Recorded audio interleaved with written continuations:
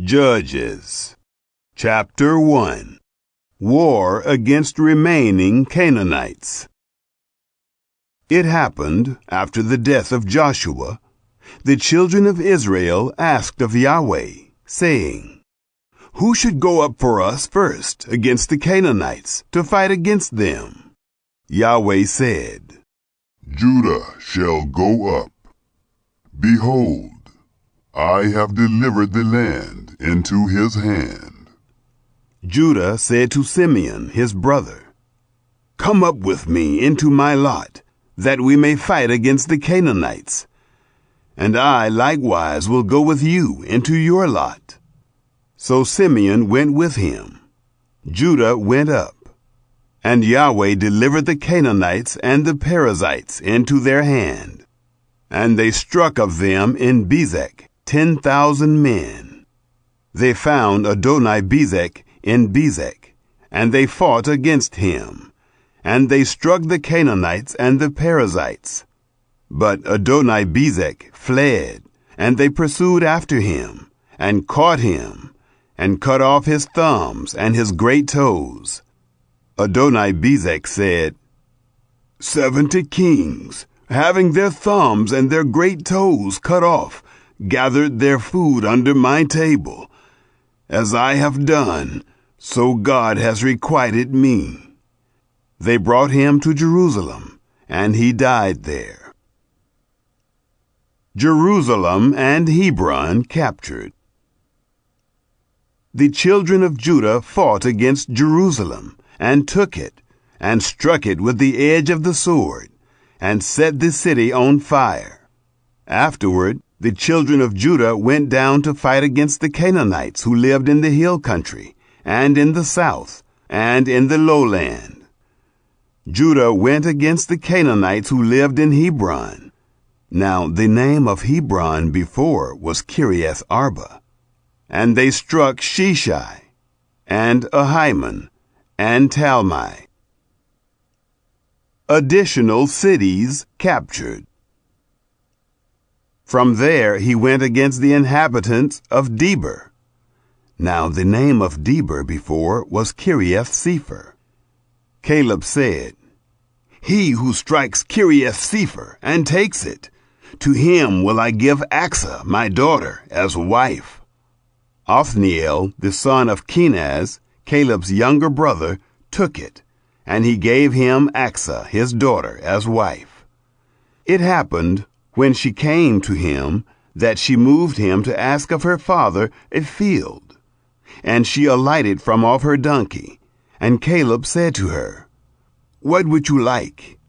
She said to him, "Give me a blessing, for that you have set me in the land of the south. Give me also springs of water." Then Caleb gave her the upper springs and the lower springs. The children of the Kenite, Moses' brother-in-law, went up out of the city of palm trees with the children of Judah into the wilderness of Judah, which is in the south of Arad. And they went and lived with the people. Judah went with Simeon his brother, and they struck the Canaanites who inhabited Zephath, and utterly destroyed it. The name of the city was called Hormah. Also Judah took Gaza with its border, and Ashkelon with its border, and Ekron with its border. Yahweh was with Judah, and drove out the inhabitants of the hill country. For he could not drive out the inhabitants of the valley, because they had chariots of iron. They gave Hebron to Caleb, as Moses had spoken, and he drove out there the 3 sons of Anak. The children of Benjamin did not drive out the Jebusites who inhabited Jerusalem, but the Jebusites dwell with the children of Benjamin in Jerusalem to this day. The house of Joseph, they also went up against Bethel, and Yahweh was with them. The house of Joseph sent to spy out Bethel. Now the name of the city before was Luz. The watchers saw a man come forth out of the city, and they said to him, "Please, show us the entrance into the city, and we will deal kindly with you." He showed them the entrance into the city, and they struck the city with the edge of the sword, but they let the man go and all his family. The man went into the land of the Hittites and built a city and called its name Luz, which is its name to this day. Places not conquered.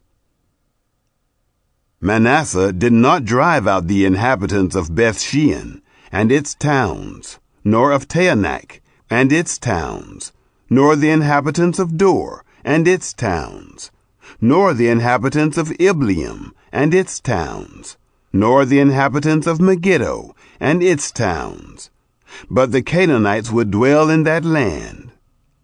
It happened, when Israel had grown strong, that they put the Canaanites to forced labor, and did not utterly drive them out. Ephraim didn't drive out the Canaanites who lived in Gezer, but the Canaanites lived in Gezer among them. Zebulun didn't drive out the inhabitants of Kitron, nor the inhabitants of Nahalol, but the Canaanites lived among them, and became subject to forced labor. Asher didn't drive out the inhabitants of Akko, nor the inhabitants of Sidon, nor of Alab, nor of Akzib, nor of Helba, nor of Aphek, nor of Rehob. But the Asherites lived among the Canaanites, the inhabitants of the land, for they did not drive them out.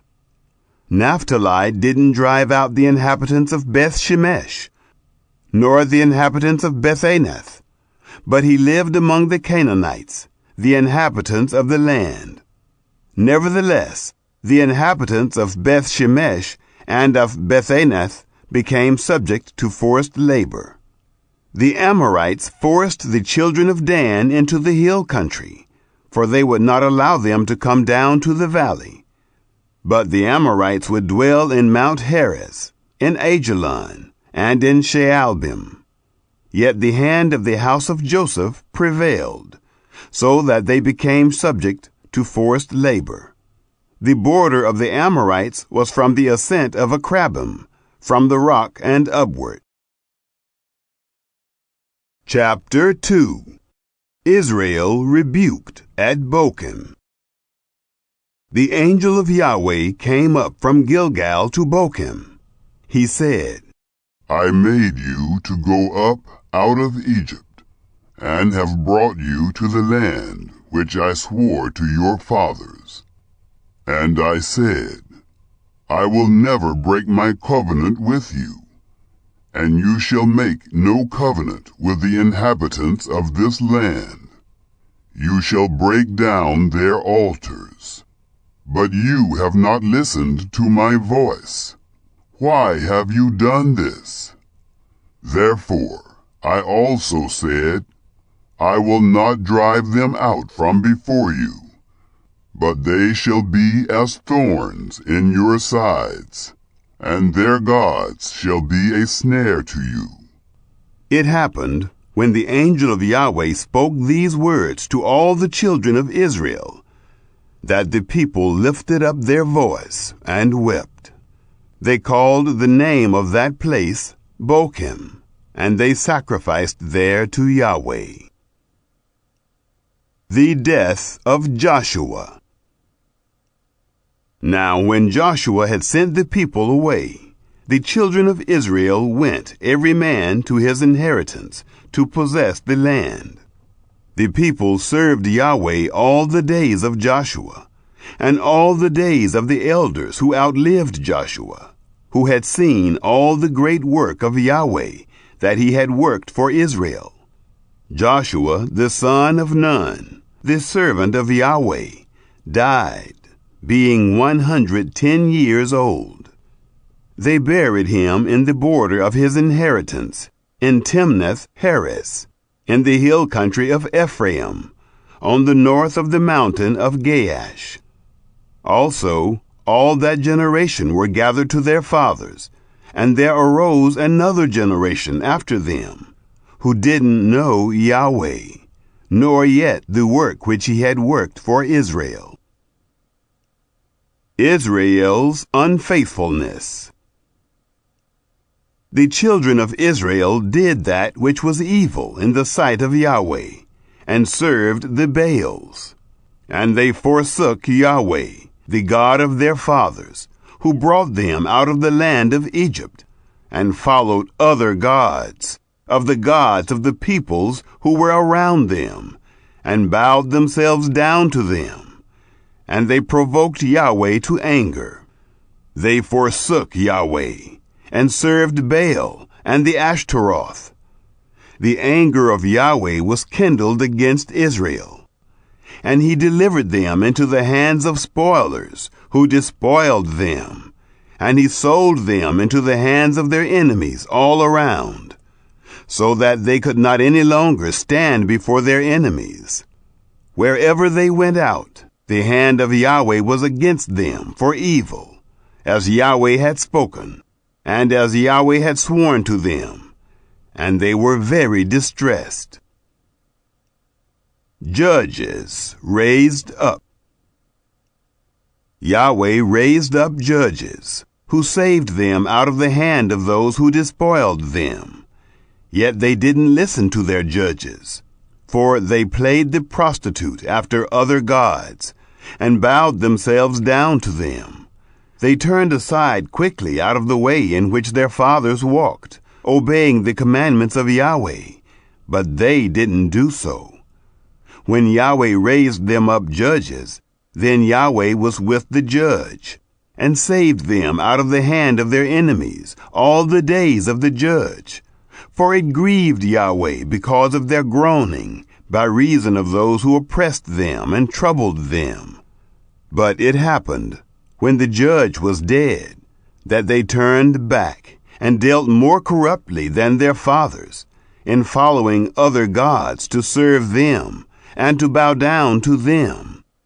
They didn't cease from their doings, nor from their stubborn way.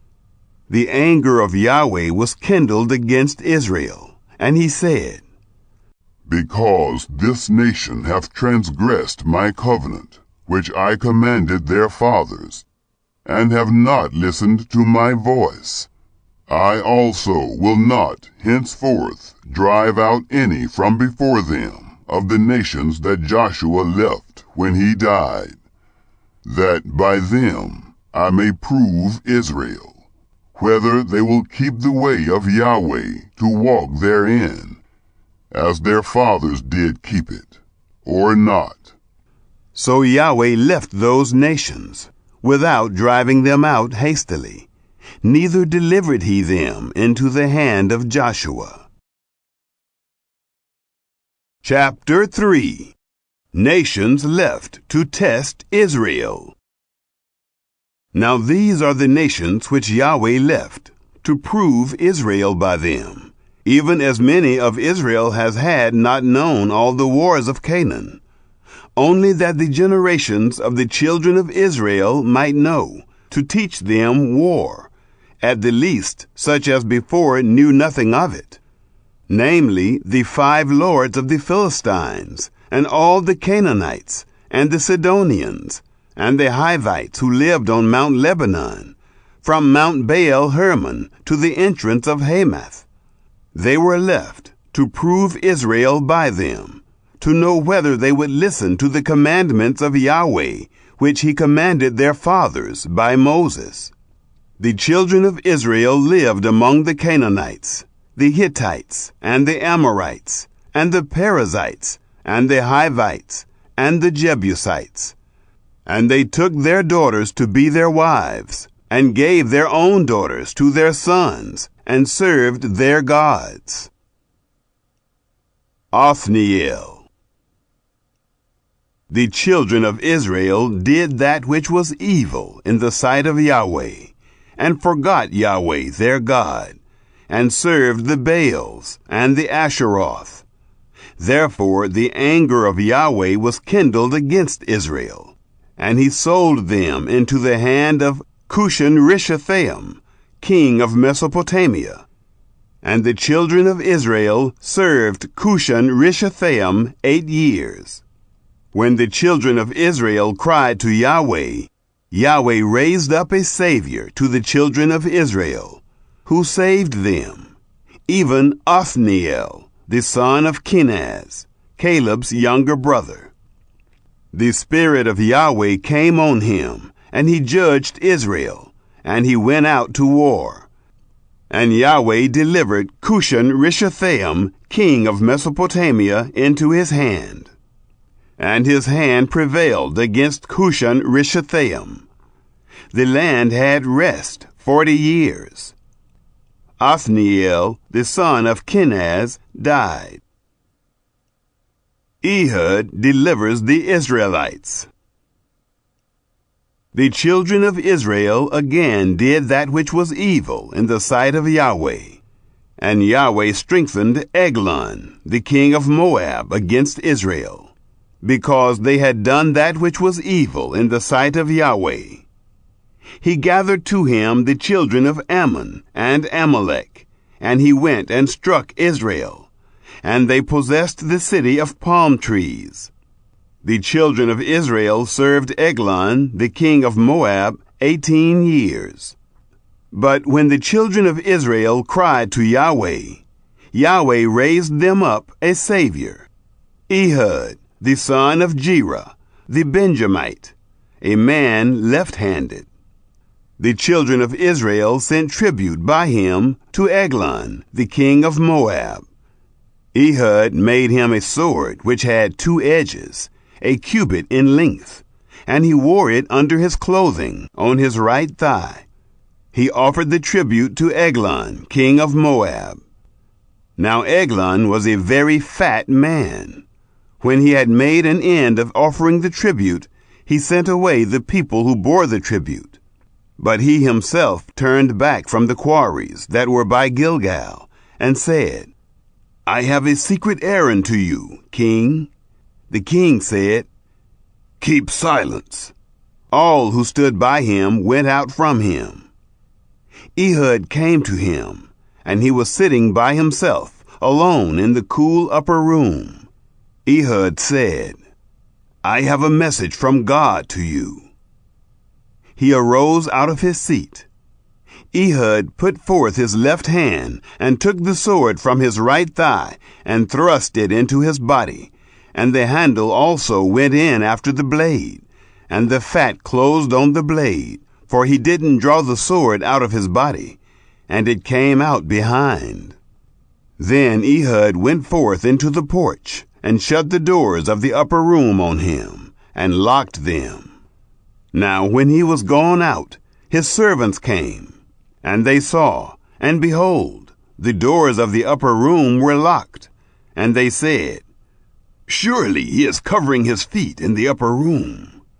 They waited until they were ashamed, and behold, he didn't open the doors of the upper room. Therefore they took the key and opened them, and behold, their lord was fallen down dead on the earth. Ehud escaped while they waited, and passed beyond the quarries, and escaped to Seirah. It happened, when he had come, that he blew a trumpet in the hill country of Ephraim. And the children of Israel went down with him from the hill country, and he before them. He said to them, Follow me, for Yahweh has delivered your enemies, the Moabites, into your hand. They followed him, and took the fords of the Jordan against the Moabites, and didn't allow any man to pass over. They struck of Moab at that time about 10,000 men, every lusty man, and every man of valor, and there escaped not a man. So Moab was subdued that day under the hand of Israel. The land had rest 80 years. Shamgar. After him was Shamgar, the son of Anath, who struck of the Philistines 600 men with an ox goad, and he also saved Israel. Chapter 4. Deborah and Barak. The children of Israel again did that which was evil in the sight of Yahweh. When Ehud was dead, Yahweh sold them into the hand of Jabin, king of Canaan, who reigned in Hazor, the captain of whose army was Sisera, who lived in Harosheth of the Gentiles. The children of Israel cried to Yahweh, for he had 900 chariots of iron, and 20 years he mightily oppressed the children of Israel. Now Deborah, a prophetess, the wife of Lapidoth, she judged Israel at that time. She lived under the palm tree of Deborah, between Ramah and Bethel, in the hill country of Ephraim. And the children of Israel came up to her for judgment. She sent and called Barak, the son of Abinoam, out of Kadesh Naphtali, and said to him, Hasn't Yahweh, the God of Israel, commanded, Go and draw to Mount Tabor, and take with you 10,000 men of the children of Naphtali and of the children of Zebulun? I will draw to you, to the river Kishon, Sisera, the captain of Jabin's army, with his chariots and his multitude, and I will deliver him into your hand. Barak said to her, If you will go with me, then I will go. But if you will not go with me, I will not go. She said, I will surely go with you. Nevertheless, the journey that you take shall not be for your honor, for Yahweh will sell Sisera into the hand of a woman. Deborah arose and went with Barak to Kadesh. Barak called Zebulun and Naphtali together to Kadesh, and there went up 10,000 men at his feet, and Deborah went up with him. Now Heber the Kenite had separated himself from the Kenites, even from the children of Hobab, the brother-in-law of Moses, and had pitched his tent as far as the oak in Zaanannim, which is by Kadesh. They told Sisera that Barak, the son of Abinoam, was gone up to Mount Tabor. Sisera gathered together all his chariots, even 900 chariots of iron, and all the people who were with him, from Harosheth of the Gentiles to the river Kishon. Deborah said to Barak, Go, for this is the day in which Yahweh has delivered Sisera into your hand. Hasn't Yahweh gone out before you? So Barak went down from Mount Tabor, and 10,000 men after him. Yahweh confused Sisera, and all his chariots, and all his army, with the edge of the sword before Barak. And Sisera alighted from his chariot, and fled away on his feet. But Barak pursued after the chariots, and after the army, to Harosheth of the Gentiles, and all the army of Sisera fell by the edge of the sword. There was not a man left. Jael kills Sisera.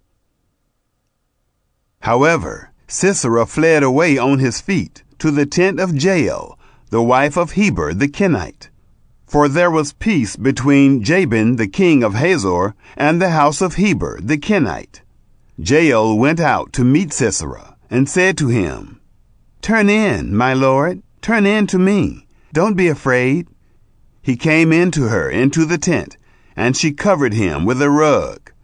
He said to her, Please, give me a little water to drink, for I am thirsty. She opened a bottle of milk and gave him drink, and covered him. He said to her, Stand in the door of the tent, and it shall be, when any man comes and inquires of you and says, Is there any man here? That you shall say, No. Then Jael, Heber's wife, took a tent peg, and took a hammer in her hand, and went softly to him, and struck the pin into his temples. And it pierced through into the ground, for he was in a deep sleep. So he swooned and died. Behold, as Barak pursued Sisera, Jael came out to meet him, and said to him, Come, and I will show you the man whom you seek. He came to her, and behold, Sisera lay dead, and the tent peg was in his temples.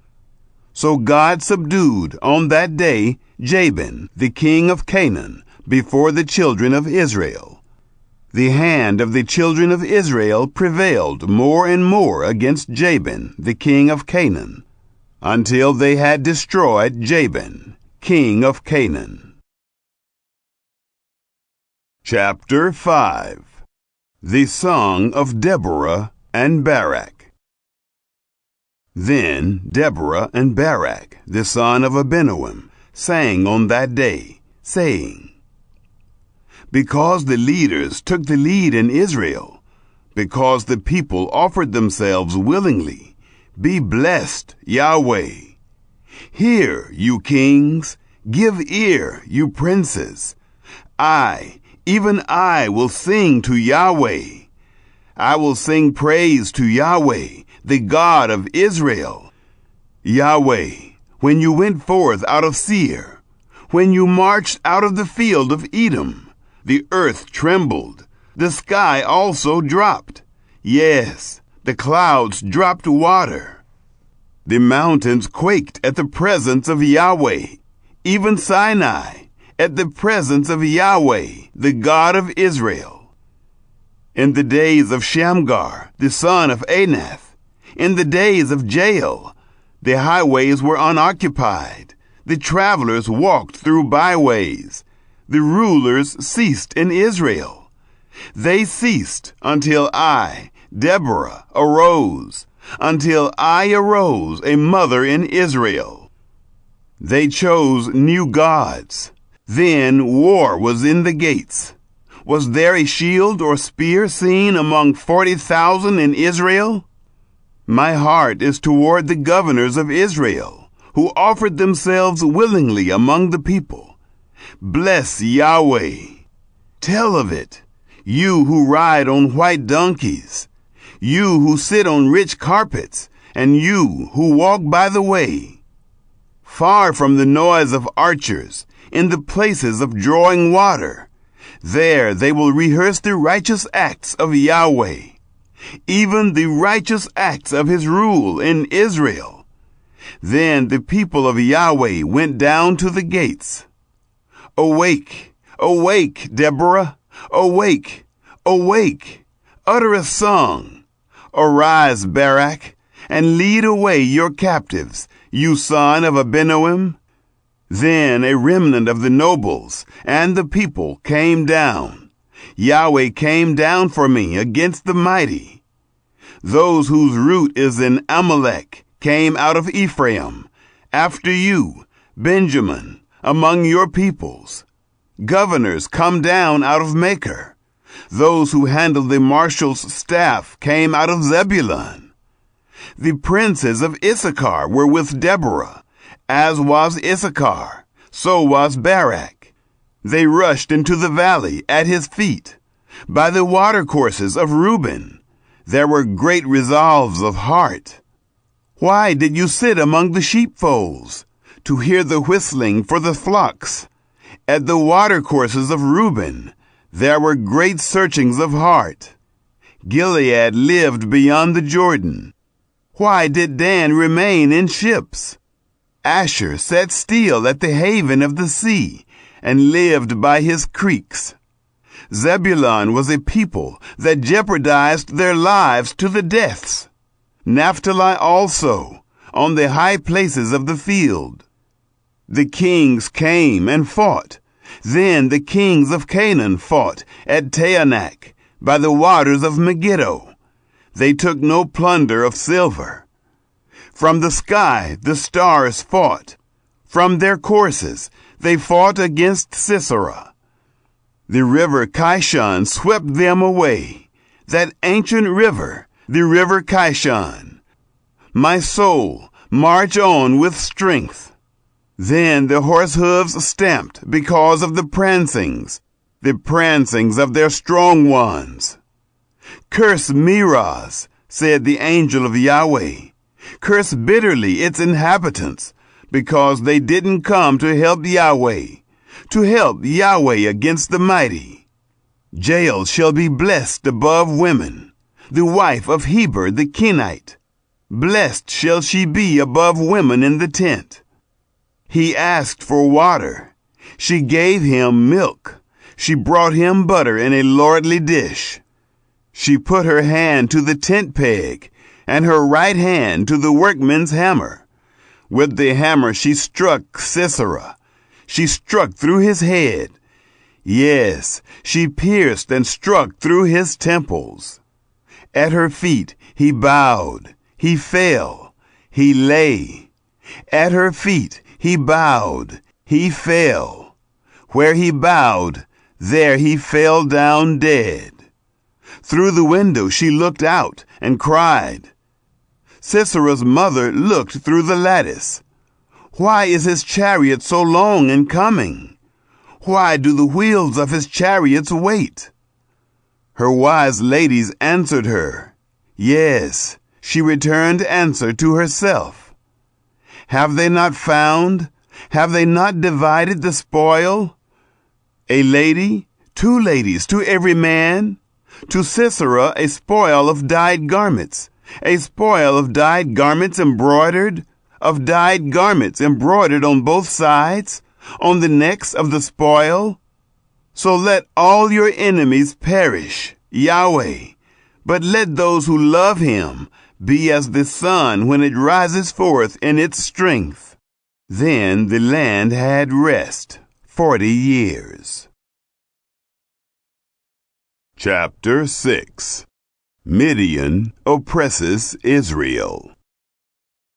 The children of Israel did that which was evil in the sight of Yahweh, and Yahweh delivered them into the hand of Midian 7 years. The hand of Midian prevailed against Israel, and because of Midian, the children of Israel made them the dens which are in the mountains, and the caves, and the strongholds. So it was, when Israel had sown, that the Midians came up, and the Amalekites, and the children of the east. They came up against them, and they encamped against them, and destroyed the increase of the earth, until you come to Gaza, and left no sustenance in Israel, neither sheep, nor ox, nor donkey. For they came up with their livestock and their tents. They came in as locusts for multitude. Both they and their camels were without number. And they came into the land to destroy it. Israel was brought very low because of Midian, and the children of Israel cried to Yahweh.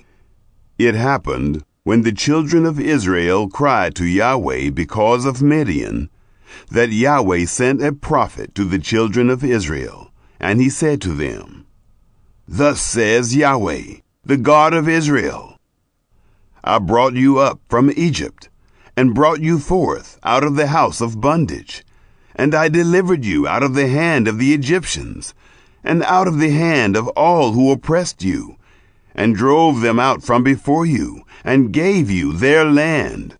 And I said to you, I am Yahweh your God. You shall not fear the gods of the Amorites, in whose land you dwell, but you have not listened to my voice. The call of Gideon. The angel of Yahweh came, and sat under the oak which was in Ophrah, that pertained to Joash the Abiezrite, and his son Gideon was beating out wheat in the winepress, to hide it from the Midianites. The angel of Yahweh appeared to him, and said to him, Yahweh is with you, you mighty man of valor. Gideon said to him, O my Lord, if Yahweh is with us, why then has all this happened to us? Where are all his wondrous works, which our fathers told us of, saying, Didn't Yahweh bring us up from Egypt? But now Yahweh has cast us off, and delivered us into the hand of Midian. Yahweh looked at him, and said, Go in this your might, and save Israel from the hand of Midian. Haven't I sent you? He said to him, O Lord, how shall I save Israel? Behold, my family is the poorest in Manasseh, and I am the least in my father's house. Yahweh said to him, Surely I will be with you, and you shall strike the Midianites as one man. Gideon's offering consumed with fire. He said to him, If now I have found favor in your sight, then show me a sign that it is you who talk with me. Please don't go away until I come to you and bring out my present and lay it before you. He said, I will wait until you come back. Gideon went in and prepared a young goat and unleavened cakes of an ephah of meal. He put the meal in a basket, and he put the broth in a pot, and brought it out to him under the oak, and presented it. The angel of God said to him, Take the meat and the unleavened cakes, and lay them on this rock, and pour out the broth. He did so. Then the angel of Yahweh stretched out the end of the staff that was in his hand, and touched the meat and the unleavened cakes. And fire went up out of the rock, and consumed the meat and the unleavened cakes. And the angel of Yahweh departed out of his sight. Gideon saw that he was the angel of Yahweh, and Gideon said, Alas, Lord Yahweh, because I have seen the angel of Yahweh face to face. Yahweh said to him, Peace be to you. Don't be afraid. You shall not die. Gideon destroys Baal's altar. Then Gideon built an altar there to Yahweh, and called it Yahweh is Peace. To this day it is still in Ophrah of the Abiezrites. It happened the same night that Yahweh said to him, Take your father's bull, even the second bull, 7 years old, and throw down the altar of Baal that your father has, and cut down the Asherah that is by it, and build an altar to Yahweh your God on the top of his stronghold, in an orderly way. And take the second bull, and offer a burnt offering with the wood of the Asherah which you shall cut down. Then Gideon took 10 men of his servants, and did as Yahweh had spoken to him. And it happened, because he feared his father's household and the men of the city, so that he could not do it by day, that he did it by night. When the men of the city arose early in the morning, behold, the altar of Baal was broken down, and the Asherah was cut down that was by it. And the second bull was offered on the altar that was built. They said one to another, Who has done this thing? When they inquired and asked, they said, Gideon, the son of Joash, has done this thing. Then the men of the city said to Joash, Bring out your son, that he may die, because he has broken down the altar of Baal, and because he has cut down the Asherah that was by it. Joash said to all who stood against him, Will you contend for Baal, or will you save him? He who will contend for him, let him be put to death, while it is yet morning. If he is a god, let him contend for himself, because someone has broken down his altar. Therefore, on that day, he named him Jerubbaal, saying, Let Baal contend against him, because he has broken down his altar. Gideon's army. Then all the Midianites and the Amalekites and the children of the east assembled themselves together, and they passed over and encamped in the valley of Jezreel. But the Spirit of Yahweh came on Gideon, and he blew a trumpet, and Abiezer was gathered together after him. he sent messengers throughout all Manasseh, and they also were gathered together after him. And he sent messengers to Asher, and to Zebulun, and to Naphtali, and they came up to meet them. The signs of the fleece.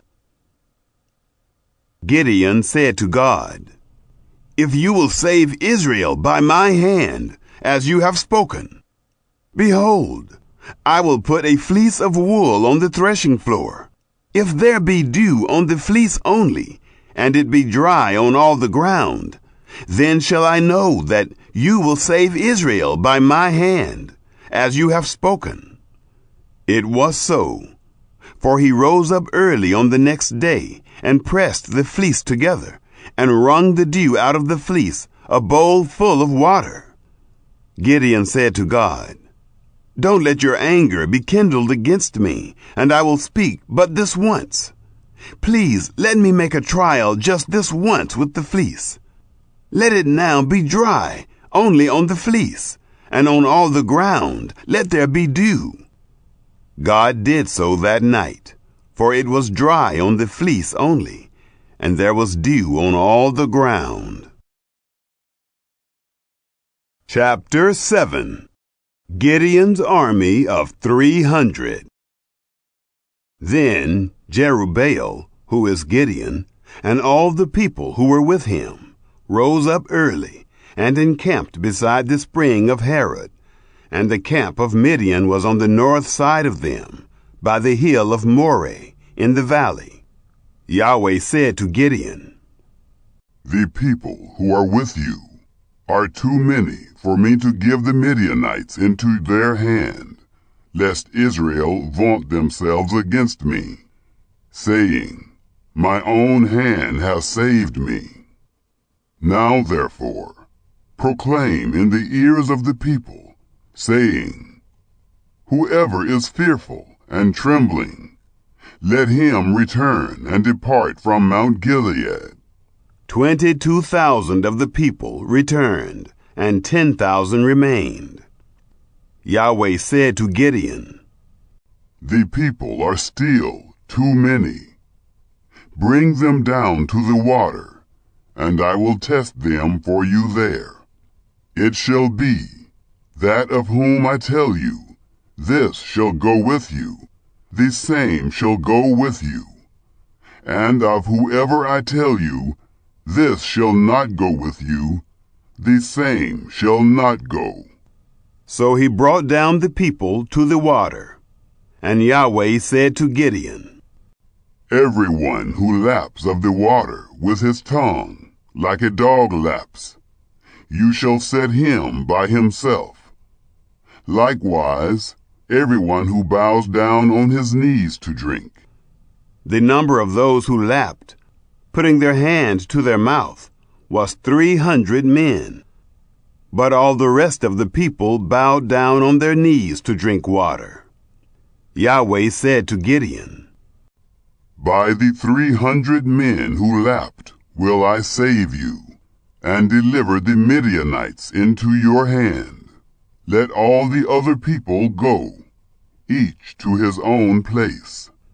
So the people took food in their hand, and their trumpets, and he sent all the men of Israel, every man to his tent, but retained the 300 men, and the camp of Midian was beneath him in the valley. Gideon's dream.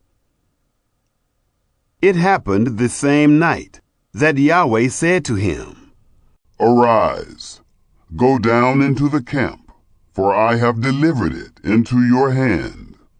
But if you are afraid to go down, go with Purah, your servant, down to the camp, and you shall hear what they say, and afterward your hands will be strengthened to go down into the camp."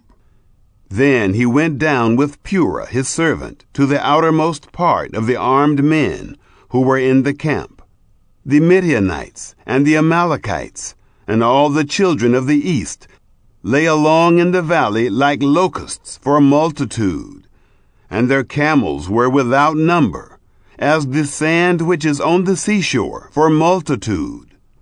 When Gideon had come, behold, there was a man telling a dream to his fellow. And he said, Behold, I dreamed a dream, and behold, a cake of barley bread tumbled into the camp of Midian, and came to the tent, and struck it, so that it fell, and turned it upside down, so that the tent lay flat.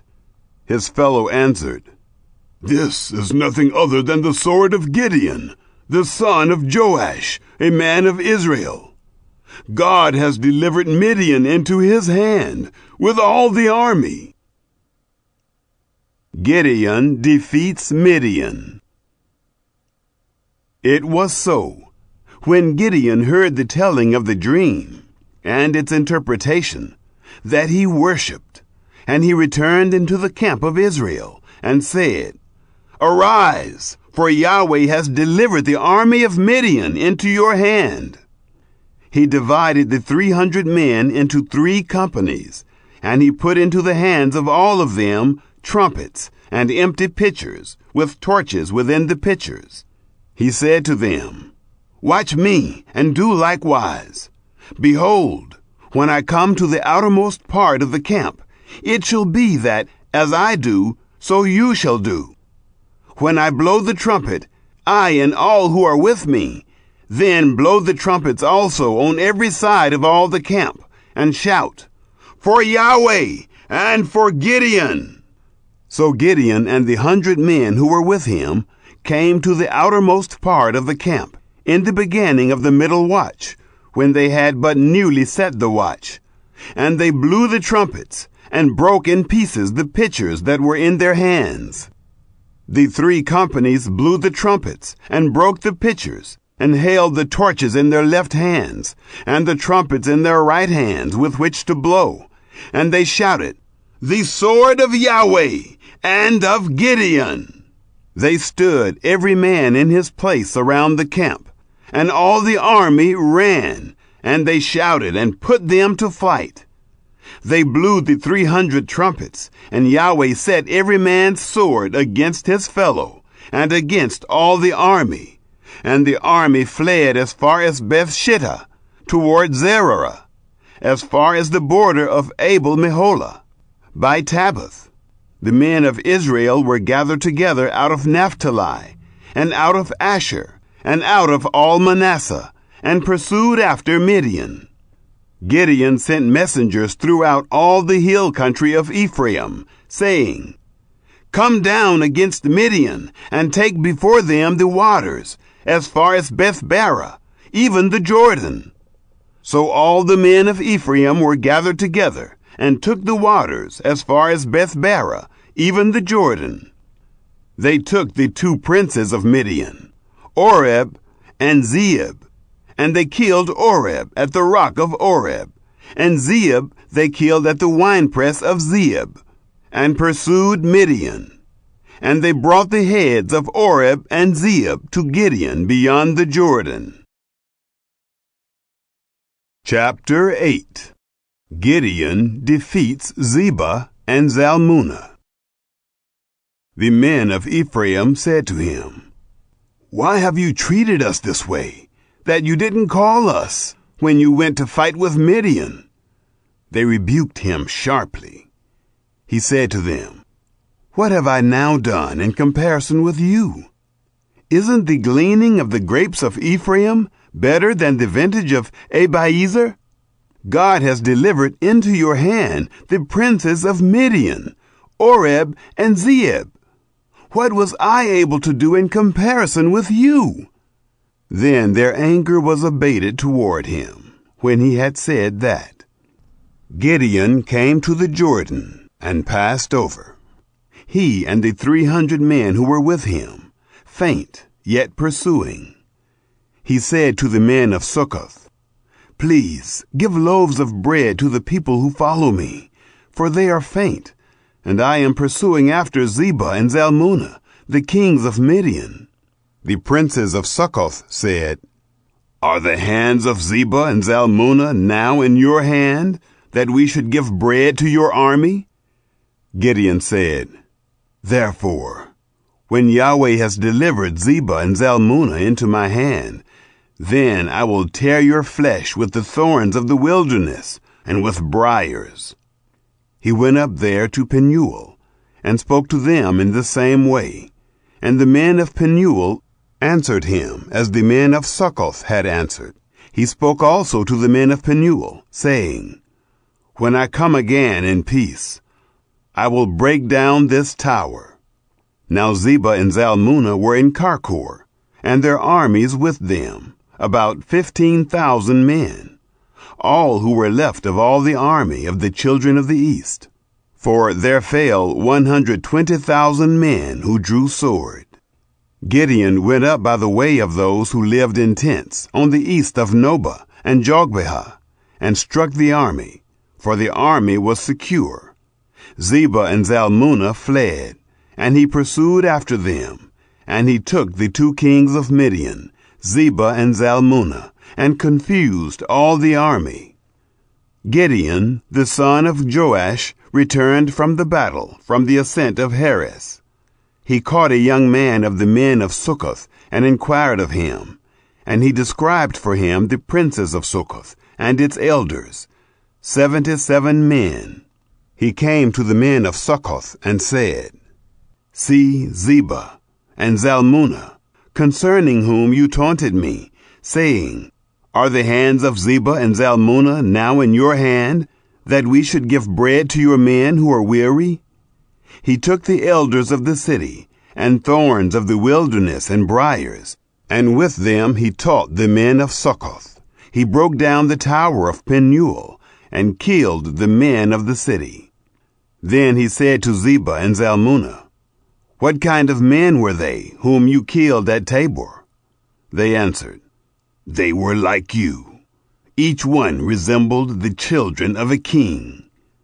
He said, "They were my brothers, the sons of my mother.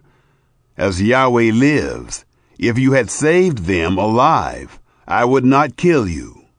He said to Jether, his firstborn, "Get up and kill them." But the youth didn't draw his sword, for he was afraid, because he was yet a youth. Then Zebah and Zalmunna said, "Rise and fall on us, for as the man is, so is his strength."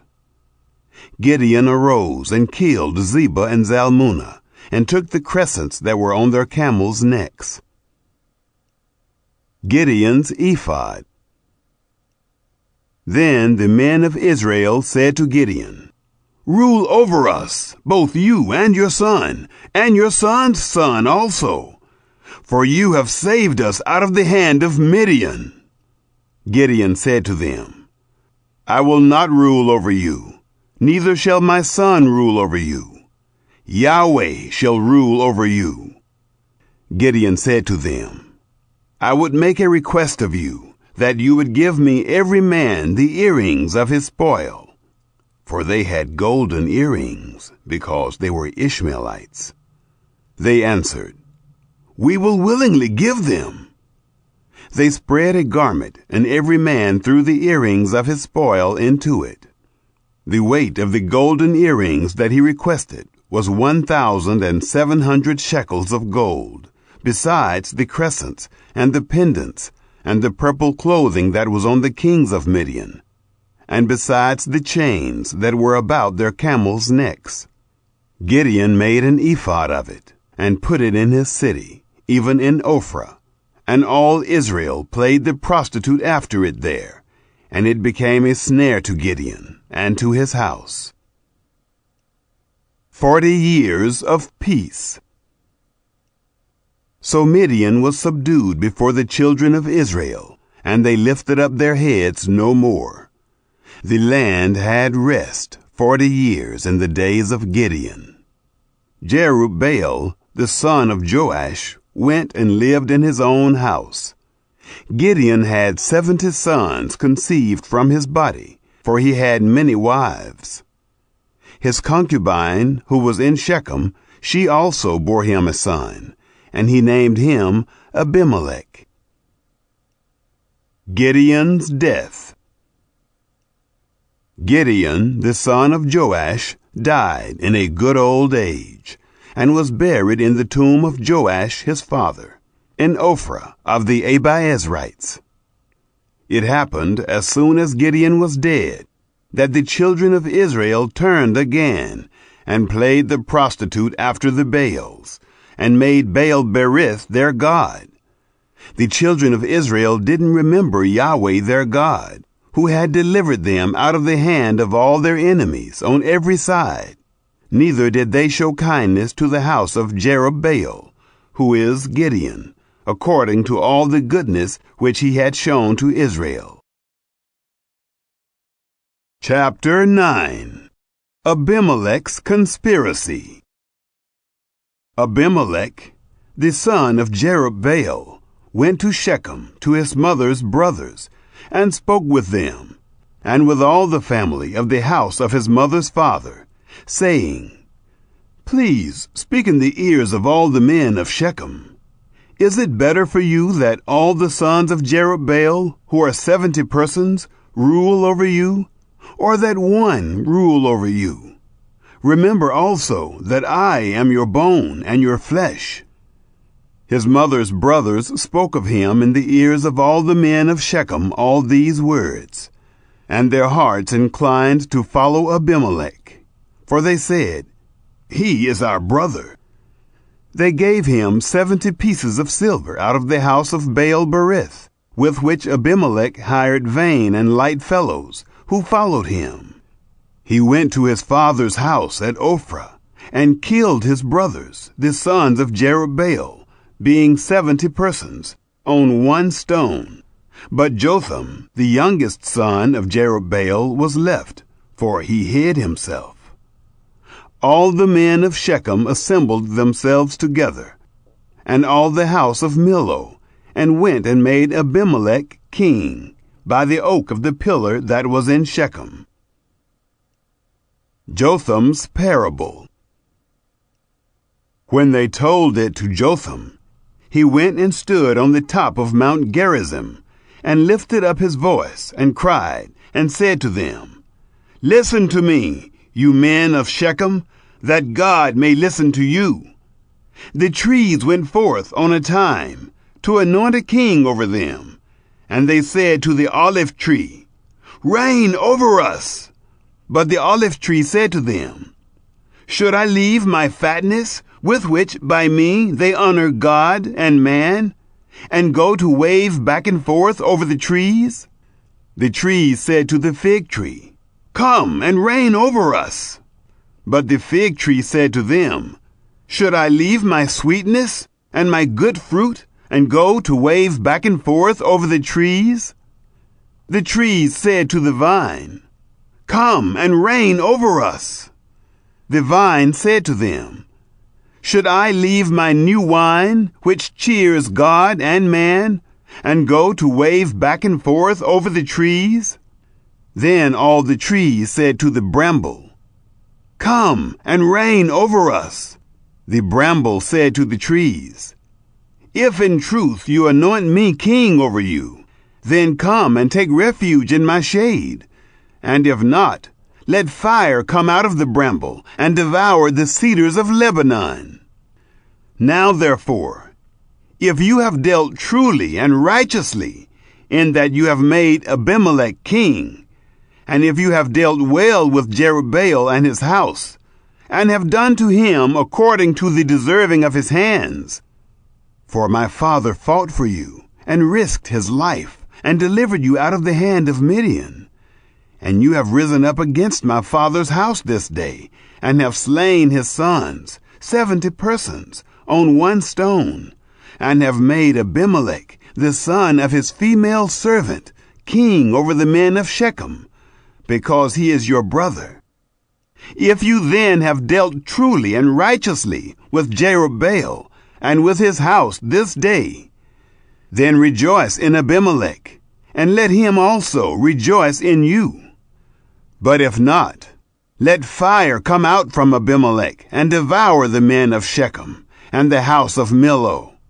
And let fire come out from the men of Shechem, and from the house of Millo, and devour Abimelech. Jotham ran away and fled and went to Beer and lived there for fear of Abimelech his brother. Gaal conspires with the Shechemites. Abimelech was prince over Israel 3 years. God sent an evil spirit between Abimelech and the men of Shechem, and the men of Shechem dealt treacherously with Abimelech, that the violence done to the 70 sons of Jerubbaal might come, and that their blood might be laid on Abimelech their brother, who killed them, and on the men of Shechem, who strengthened his hands to kill his brothers. The men of Shechem set an ambush for him on the tops of the mountains, and they robbed all who came along that way by them. And it was told Abimelech. Gaal, the son of Ebed, came with his brothers, and went over to Shechem, and the men of Shechem put their trust in him. They went out into the field, and gathered their vineyards, and trod the grapes, and held festival, and went into the house of their God, and did eat and drink, and cursed Abimelech. Gaal, the son of Ebed, said, Who is Abimelech, and who is Shechem, that we should serve him? Isn't he the son of Jerubbaal, and Zebul his officer? Serve the men of Hamor, the father of Shechem. But why should we serve him? Would that this people were under my hand, then I would remove Abimelech.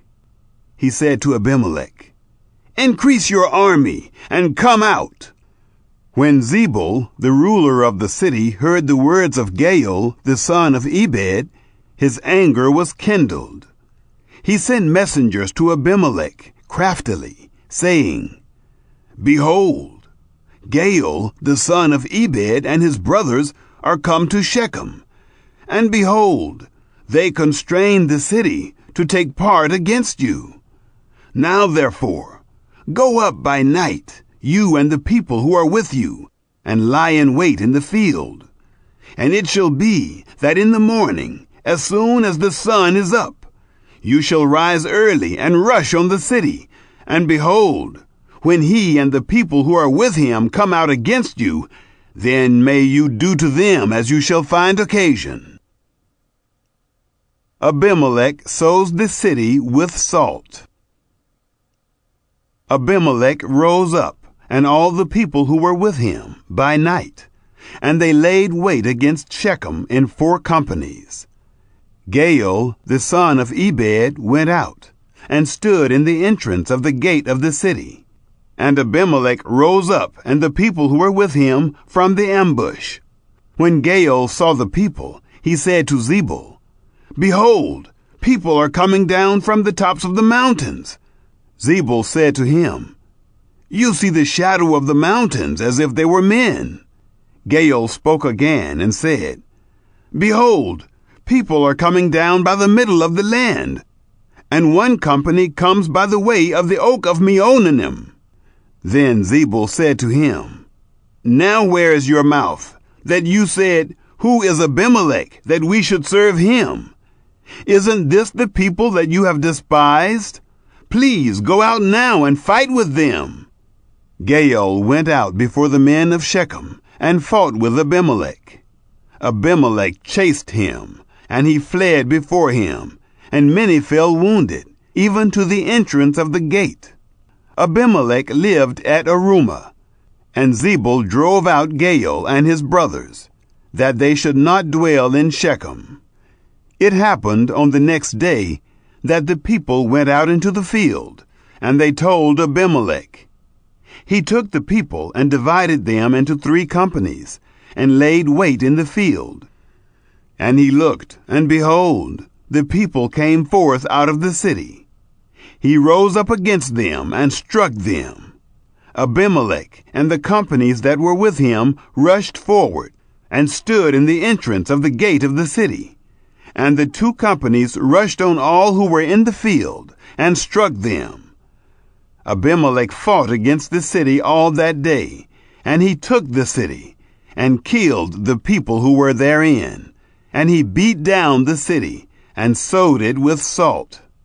When all the men of the tower of Shechem heard of it, they entered into the stronghold of the house of El-Berith. It was told Abimelech that all the men of the tower of Shechem were gathered together. Abimelech went up to Mount Zalmon, he and all the people who were with him. And Abimelech took an axe in his hand, and cut down a bough from the trees, and took it up, and laid it on his shoulder. And he said to the people who were with him, "What you have seen me do, make haste, and do as I have done." All the people likewise each cut down his bough, and followed Abimelech, and put them at the base of the stronghold, and set the stronghold on fire on them, so that all the people of the tower of Shechem died also, about 1,000 men and women. A millstone dropped on Abimelech. Then went Abimelech to Thebez, and encamped against Thebez, and took it. But there was a strong tower within the city, and there fled all the men and women, and all they of the city, and shut themselves in, and went up to the roof of the tower. Abimelech came to the tower, and fought against it, and drew near to the door of the tower to burn it with fire. A certain woman cast an upper millstone on Abimelech's head, and broke his skull. Then he called hastily to the young man, his armor-bearer, and said to him, "Draw your sword, and kill me, that men not say of me, 'A woman killed him.'" His young man thrust him through, and he died. When the men of Israel saw that Abimelech was dead, they departed, every man to his place. Jotham's curse fulfilled. Thus God requited the wickedness of Abimelech, which he did to his father, in killing his 70 brothers. And all the wickedness of the men of Shechem did God requite on their heads. And on them came the curse of Jotham, the son of Jerubbaal.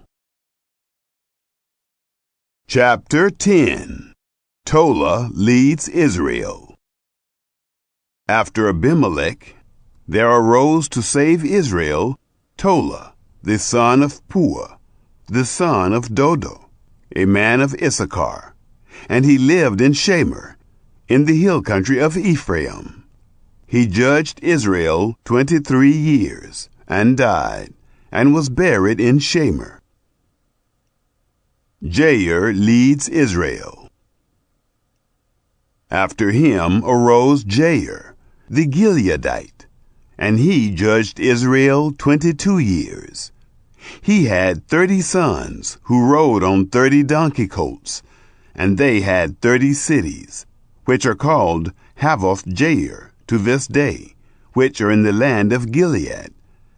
Jair died, and was buried in Canaan. Philistine and Ammonite oppression. The children of Israel again did that which was evil in the sight of Yahweh, and served the Baals, and the Ashtaroth, and the gods of Syria, and the gods of Sidon, and the gods of Moab, and the gods of the children of Ammon, and the gods of the Philistines. And they forsook Yahweh, and didn't serve him. The anger of Yahweh was kindled against Israel, and he sold them into the hand of the Philistines, and into the hand of the children of Ammon. They troubled and oppressed the children of Israel that year. 18 years oppressed they all the children of Israel that were beyond the Jordan in the land of the Amorites, which is in Gilead. The children of Ammon passed over the Jordan, to fight also against Judah, and against Benjamin, and against the house of Ephraim, so that Israel was very distressed. The children of Israel cried to Yahweh, saying, "We have sinned against you, even because we have forsaken our God, and have served the Baals." Yahweh said to the children of Israel, "Didn't I save you from the Egyptians and from the Amorites, from the children of Ammon, and from the Philistines? The Sidonians also, and the Amalekites, and the Maonites did oppress you, and you cried to me, and I saved you out of their hand.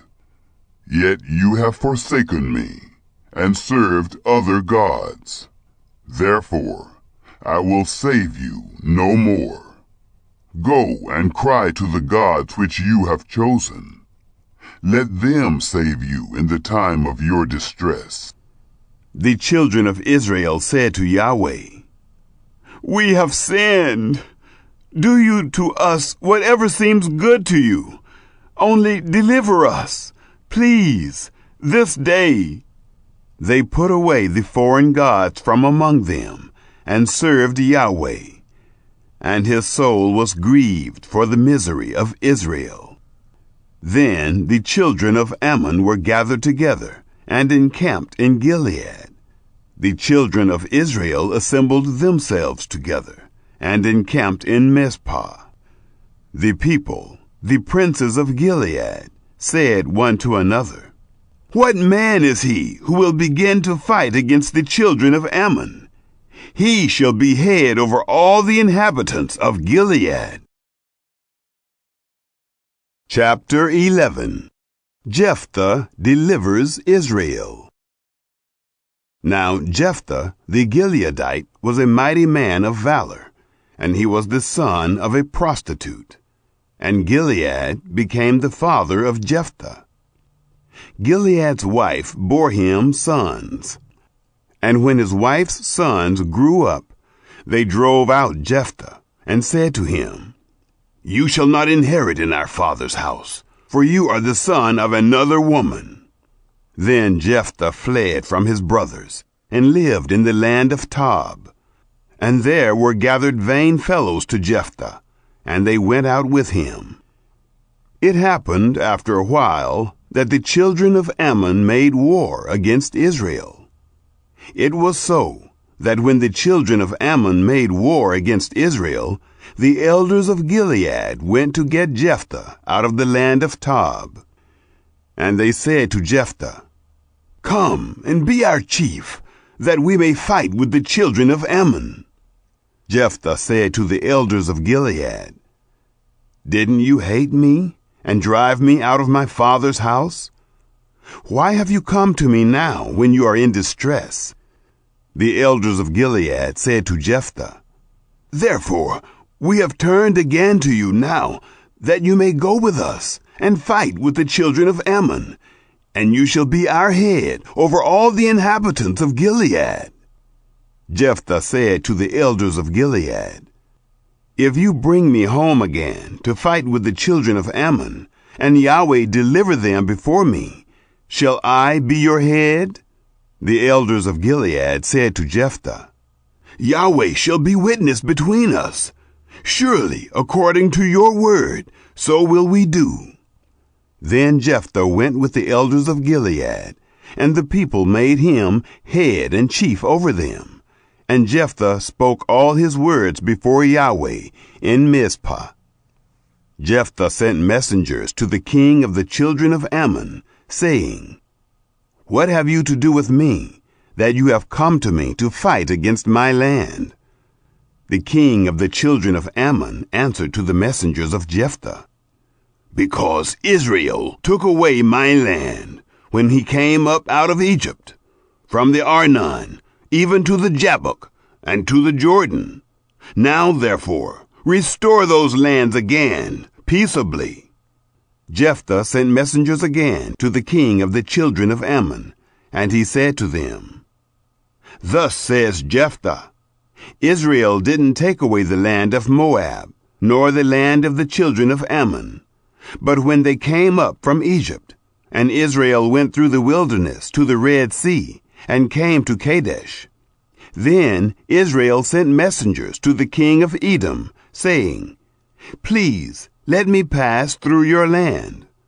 But the king of Edom didn't listen. In the same way, he sent to the king of Moab, but he would not. And Israel stayed in Kadesh. Then they went through the wilderness, and went around the land of Edom and the land of Moab, and came by the east side of the land of Moab. And they encamped on the other side of the Arnon. But they didn't come within the border of Moab, for the Arnon was the border of Moab. Israel sent messengers to Sihon, king of the Amorites, the king of Heshbon. And Israel said to him, "Please let us pass through your land to my place." But Sihon didn't trust Israel to pass through his border. But Sihon gathered all his people together and encamped in Jahaz and fought against Israel. Yahweh, the God of Israel, delivered Sihon and all his people into the hand of Israel, and they struck them.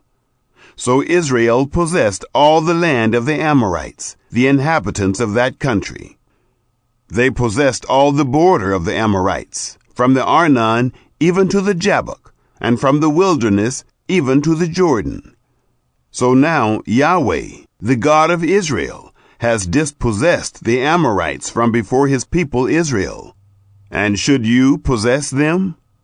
Won't you possess that which Chemosh, your God, gives you to possess? So whoever Yahweh our God has dispossessed from before us, them we will possess. Now are you anything better than Balak, the son of Zippor, king of Moab?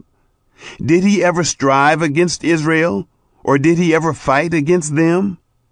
While Israel lived in Heshbon and its towns, and Aroer and its towns, and in all the cities that are along by the side of the Arnon, 300 years. Why didn't you recover them within that time? I therefore have not sinned against you, but you do me wrong to war against me. Yahweh, the judge, be judged this day between the children of Israel and the children of Ammon. However, the king of the children of Ammon didn't listen to the words of Jephthah, which he sent him. Jephthah's tragic vow. Then the Spirit of Yahweh came on Jephthah, and he passed over Gilead and Manasseh, and passed over Mizpeh of Gilead, and from Mizpeh of Gilead he passed over to the children of Ammon.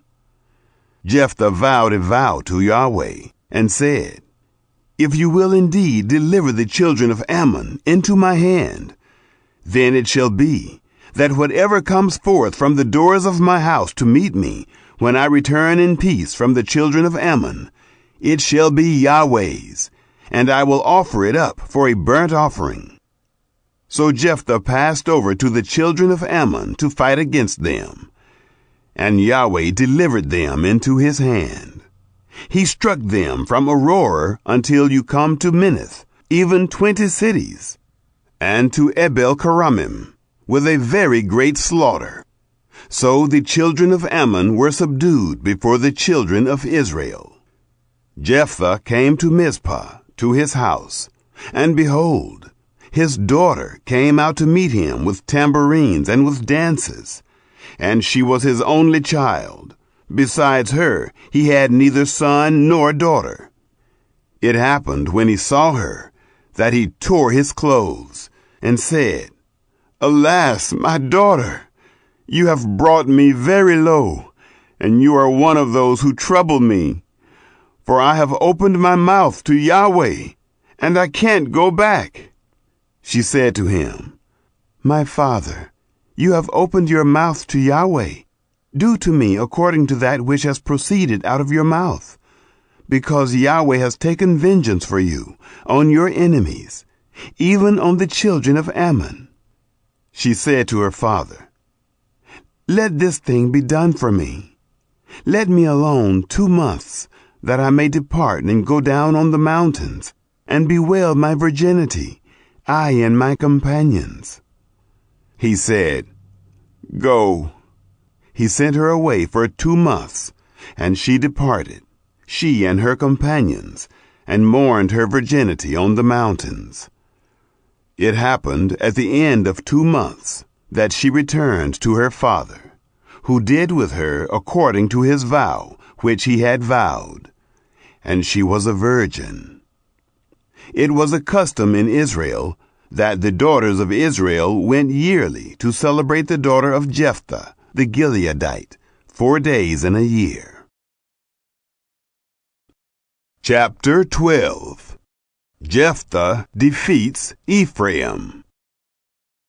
The men of Ephraim were gathered together and passed northward, and they said to Jephthah, "Why did you pass over to fight against the children of Ammon, and didn't call us to go with you? We will burn your house around you with fire." Jephthah said to them, "I and my people were at great strife with the children of Ammon, and when I called you, you didn't save me out of their hand. When I saw that you didn't save me, I put my life in my hand and passed over against the children of Ammon, and Yahweh delivered them into my hand. Why then have you come up to me this day to fight against me?" Then Jephthah gathered together all the men of Gilead and fought with Ephraim. And the men of Gilead struck Ephraim, because they said, "You are fugitives of Ephraim, you Gileadites." In the midst of Ephraim and in the midst of Manasseh, the Gileadites took the fords of the Jordan against the Ephraimites. It was so that when any of the fugitives of Ephraim said, "Let me go over," the men of Gilead said to him, "Are you an Ephraimite?" If he said, "No," then they said to him, "Now say Shibboleth." And he said, "Sibboleth," for he couldn't manage to pronounce it right. Then they laid hold of him and killed him at the fords of the Jordan. At that time 42,000 of Ephraim fell. Jephthah judged Israel 6 years. Then died Jephthah the Gileadite, and was buried in one of the cities of Gilead. Ibzan, Elon, and Abdon. After him, Ibzan of Bethlehem judged Israel. He had 30 sons, and 30 daughters he sent abroad, and 30 daughters he brought in from abroad for his sons. He judged Israel 7 years. Ibzan died and was buried in Bethlehem. After him, Elon the Zebulunite judged Israel, and he judged Israel 10 years. Elon the Zebulunite died and was buried in Ajalon in the land of Zebulun. After him, Abdon the son of Hillel, the Pirathonite, judged Israel. He had 40 sons and 30 sons, who rode on 70 donkey colts, and he judged Israel 8 years. Abdon the son of Hillel, the Pirathonite, died and was buried in Pirathon in the land of Ephraim, in the hill country of the Amalekites. Chapter 13. The birth of Samson. The children of Israel again did that which was evil in the sight of Yahweh, and Yahweh delivered them into the hand of the Philistines 40 years. There was a certain man of Zorah, of the family of the Danites, whose name was Manoah, and his wife was barren, and didn't bear. The angel of Yahweh appeared to the woman, and said to her, "See now, you are barren, and don't bear, but you shall conceive, and bear a son. Now therefore, please beware, and drink no wine, nor strong drink, and don't eat any unclean thing. For, behold, you shall conceive, and bear a son, and no razor shall come on his head. For the child shall be a Nazarite to God from the womb, and he shall begin to save Israel out of the hand of the Philistines." Then the woman came and told her husband, saying, "A man of God came to me, and his face was like the face of the angel of God, very awesome. And I didn't ask him where he was from, neither did he tell me his name. But he said to me, Behold, you shall conceive, and bear a son. And now drink no wine nor strong drink, and eat not any unclean thing. For the child shall be a Nazarite to God from the womb, to the day of his death. Then Manoah entreated Yahweh, and said, O Lord, please let the man of God whom you did send come again to us, and teach us what we shall do to the child who shall be born. God listened to the voice of Manoah, and the angel of God came again to the woman, as she sat in the field. But Manoah, her husband, wasn't with her. The woman made haste and ran and told her husband, and said to him, Behold, the man has appeared to me, who came to me the other day. Manoah arose and went after his wife, and came to the man, and said to him, Are you the man who spoke to the woman? He said, I am. Manoah said, Now let your words happen.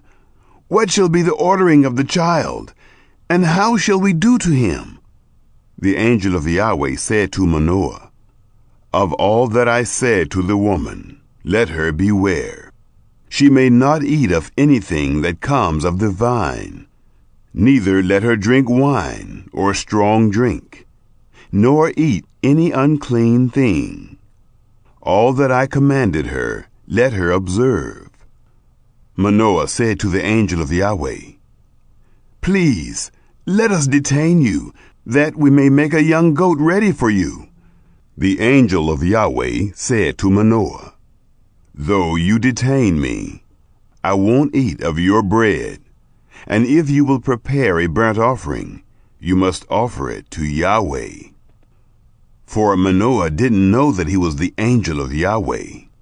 Manoah said to the angel of Yahweh, What is your name, that when your words happen, we may honor you? The angel of Yahweh said to him, Why do you ask about my name, since it is wonderful? So Manoah took the young goat with the meal offering, and offered it on the rock to Yahweh. And the angel did wondrously, and Manoah and his wife looked on.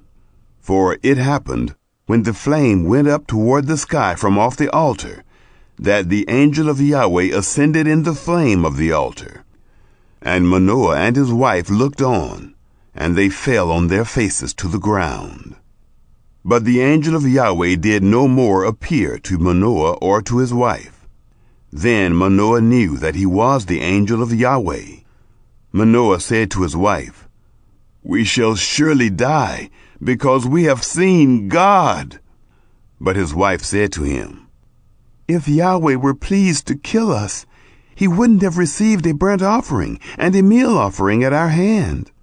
Neither would he have shown us all these things, nor would at this time have told such things as these. The woman bore a son, and named him Samson. And the child grew, and Yahweh blessed him. The Spirit of Yahweh began to move him in Mahanidan, between Zorah and Eshtaol. Chapter 14. Samson's Marriage. Samson went down to Timnah, and saw a woman in Timnah of the daughters of the Philistines. He came up and told his father and his mother, and said, I have seen a woman in Timnah of the daughters of the Philistines. Now therefore, get her for me as wife. Then his father and his mother said to him, Is there never a woman among the daughters of your brothers, or among all my people, that you go to take a wife of the uncircumcised Philistines? Samson said to his father, Get her for me, for she pleases me well. But his father and his mother didn't know that it was of Yahweh, for he sought an occasion against the Philistines. Now at that time the Philistines had rule over Israel. Then went Samson down, and his father and his mother, to Timnah, and came to the vineyards of Timnah. And behold, a young lion roared against him. The Spirit of Yahweh came mightily on him, and he tore him as he would have torn a young goat, and he had nothing in his hand. But he didn't tell his father or his mother what he had done. He went down and talked with the woman, and she pleased Samson well. Samson's riddle. After a while he returned to take her, and he turned aside to see the carcass of the lion. And behold, there was a swarm of bees in the body of the lion, and honey. He took it into his hands and went on, eating as he went. And he came to his father and mother, and gave to them, and they ate. But he didn't tell them that he had taken the honey out of the body of the lion. His father went down to the woman, and Samson made there a feast, for so used the young men to do. It happened, when they saw him, that they brought 30 companions to be with him. Samson said to them, "Let me tell you a riddle now. If you can declare it to me within the 7 days of the feast, and find it out, then I will give you 30 linen garments and 30 changes of clothing. But if you can't declare it to me, then you shall give me 30 linen garments and 30 changes of clothing." They said to him, "Put forth your riddle, that we may hear it." He said to them, "Out of the eater came forth food, out of the strong came forth sweetness." They couldn't in 3 days declare the riddle. It happened on the 7th day that they said to Samson's wife, "Entice your husband, that he may declare to us the riddle, lest we burn you and your father's house with fire. Have you called us to impoverish us? Is it not so?" Samson's wife wept before him and said, "You just hate me, and you don't love me. You have put forth a riddle to the children of my people, and haven't told it me." He said to her, "Behold, I haven't told it my father nor my mother. And shall I tell you?" She wept before him the 7 days, while their feast lasted. And it happened on the 7th day that he told her, because she pressed him severely. And she told the riddle to the children of her people. The men of the city said to him on the 7th day, before the sun went down, "What is sweeter than honey? What is stronger than a lion?" He said to them, "If you hadn't plowed with my heifer, you wouldn't have found out my riddle." The Spirit of Yahweh came mightily on him, and he went down to Ashkelon, and struck 30 men of them, and took their spoil, and gave the changes of clothing to those who declared the riddle. His anger was kindled, and he went up to his father's house. But Samson's wife was given to his companion, whom he had used as his friend. Chapter 15. Samson denied his wife. But it happened after a while, in the time of wheat harvest, that Samson visited his wife with a young goat. And he said, "I will go in to my wife into the room." But her father wouldn't allow him to go in. Her father said, "I most certainly thought that you had utterly hated her. Therefore, I gave her to your companion. Isn't her younger sister more beautiful than she? Please, take her instead." Samson defeats the Philistines. Samson said to them, "This time I will be blameless in regard of the Philistines when I harm them." Samson went and caught 300 foxes, and took torches, and turned tail to tail, and put a torch in the midst between every 2 tails. When he had set the brands on fire, he let them go into the standing grain of the Philistines, and burnt up both the shocks and the standing grain, and also the olive groves. Then the Philistines said, "Who has done this?" They said, Samson, the son-in-law of the Timnite, because he has taken his wife and given her to his companion." The Philistines came up and burnt her and her father with fire. Samson said to them, "If you behave like this, surely I will be avenged of you, and after that I will cease." He struck them hip and thigh with a great slaughter, and he went down and lived in the cleft of the rock of Edom. Then the Philistines went up and encamped in Judah, and spread themselves in Lehi. The men of Judah said, "Why have you come up against us?" They said, "We have come up to bind Samson, to do to him as he has done to us." Then 3,000 men of Judah went down to the cleft of the rock of Edom, and said to Samson, "Don't you know that the Philistines are rulers over us? What then is this that you have done to us?" He said to them, "As they did to me, so have I done to them." They said to him, "We have come down to bind you, that we may deliver you into the hand of the Philistines." Samson said to them, "Swear to me that you will not fall on me yourselves." They spoke to him, saying, "No, but we will bind you fast and deliver you into their hand. But surely we will not kill you." They bound him with 2 new ropes and brought him up from the rock. When he came to Lehi, the Philistines shouted as they met him, and the Spirit of Yahweh came mightily on him, and the ropes that were on his arms became as flax that was burnt with fire, and his bands dropped from off his hands. He found a fresh jawbone of a donkey, and put forth his hand and took it, and struck 1,000 men therewith. Samson said, "With the jawbone of a donkey, heaps on heaps, with the jawbone of a donkey, I have struck 1,000 men." It happened, when he had made an end of speaking, that he cast away the jawbone out of his hand, and that place was called Ramoth Lehi.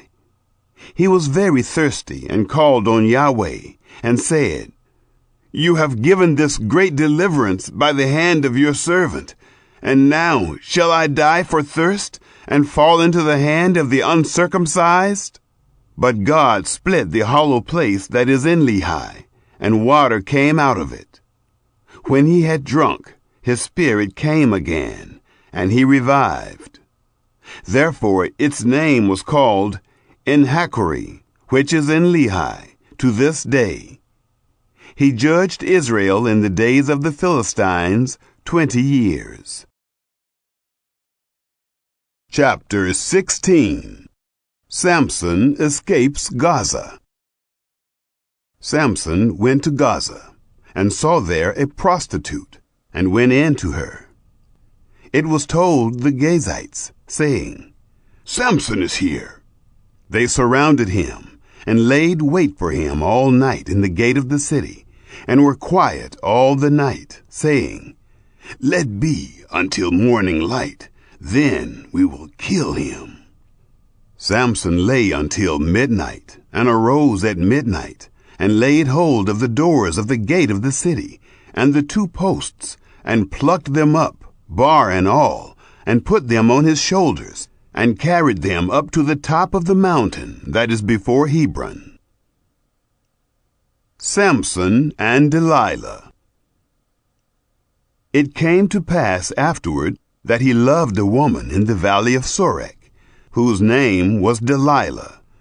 The lords of the Philistines came up to her, and said to her, "Entice him, and see in which his great strength lies, and by what means we may prevail against him, that we may bind him to afflict him, and we will each give you 1,100 pieces of silver."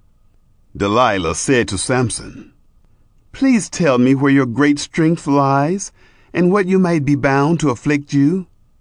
Samson said to her, "If they bind me with 7 green cords that were never dried, then shall I become weak, and be as another man."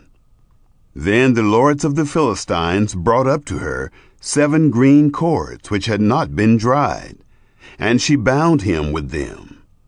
Now she had an ambush waiting in the inner room. She said to him, "The Philistines are on you, Samson!" He broke the cords as a string of tow is broken when it touches the fire. So his strength was not known. Delilah said to Samson, "Behold, you have mocked me and told me lies. Now please tell me with which you might be bound." He said to her, "If they only bind me with new ropes, with which no work has been done, then shall I become weak and be as another man." So Delilah took new ropes and bound him therewith, and said to him, "The Philistines are on you, Samson!" The ambush was waiting in the inner room. He broke them off his arms like a thread. Delilah said to Samson, "Until now you have mocked me and told me lies. Tell me with what you might be bound." He said to her, "If you weave the 7 locks of my head with the web." She fastened it with the pin and said to him, "The Philistines are on you, Samson!"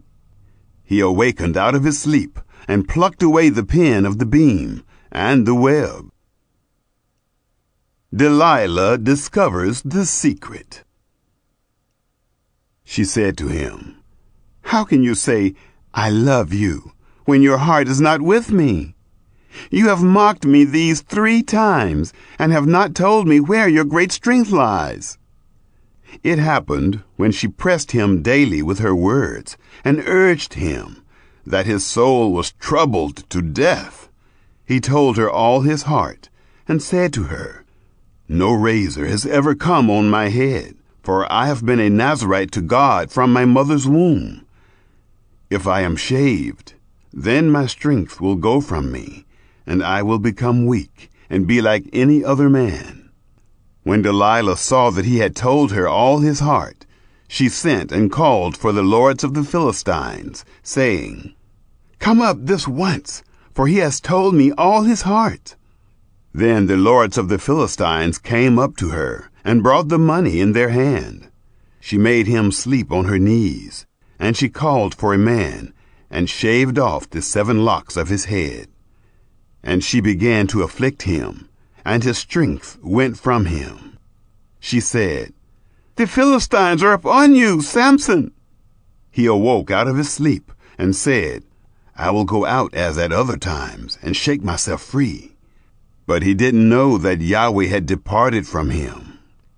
The Philistines laid hold on him and put out his eyes, and they brought him down to Gaza and bound him with fetters of brass, and he ground at the mill in the prison. However, the hair of his head began to grow again after he was shaved. Samson's vengeance and death. The lords of the Philistines gathered them together to offer a great sacrifice to Dagon their god, and to rejoice. For they said, "Our God has delivered Samson, our enemy, into our hand." When the people saw him, they praised their God, for they said, "Our God has delivered our enemy and the destroyer of our country, who has slain many of us, into our hand." It happened, when their hearts were merry, that they said, "Call for Samson, that he may entertain us." They called for Samson out of the prison, and he performed before them. They set him between the pillars, and Samson said to the boy who held him by the hand, "Allow me to feel the pillars whereupon the house rests, that I may lean on them." Now the house was full of men and women, and all the lords of the Philistines were there. And there were on the roof about 3,000 men and women, who saw while Samson performed. Samson called to Yahweh and said, "Lord Yahweh, remember me, please, and strengthen me, please, only this once, God, that I may be at once avenged of the Philistines for my 2 eyes."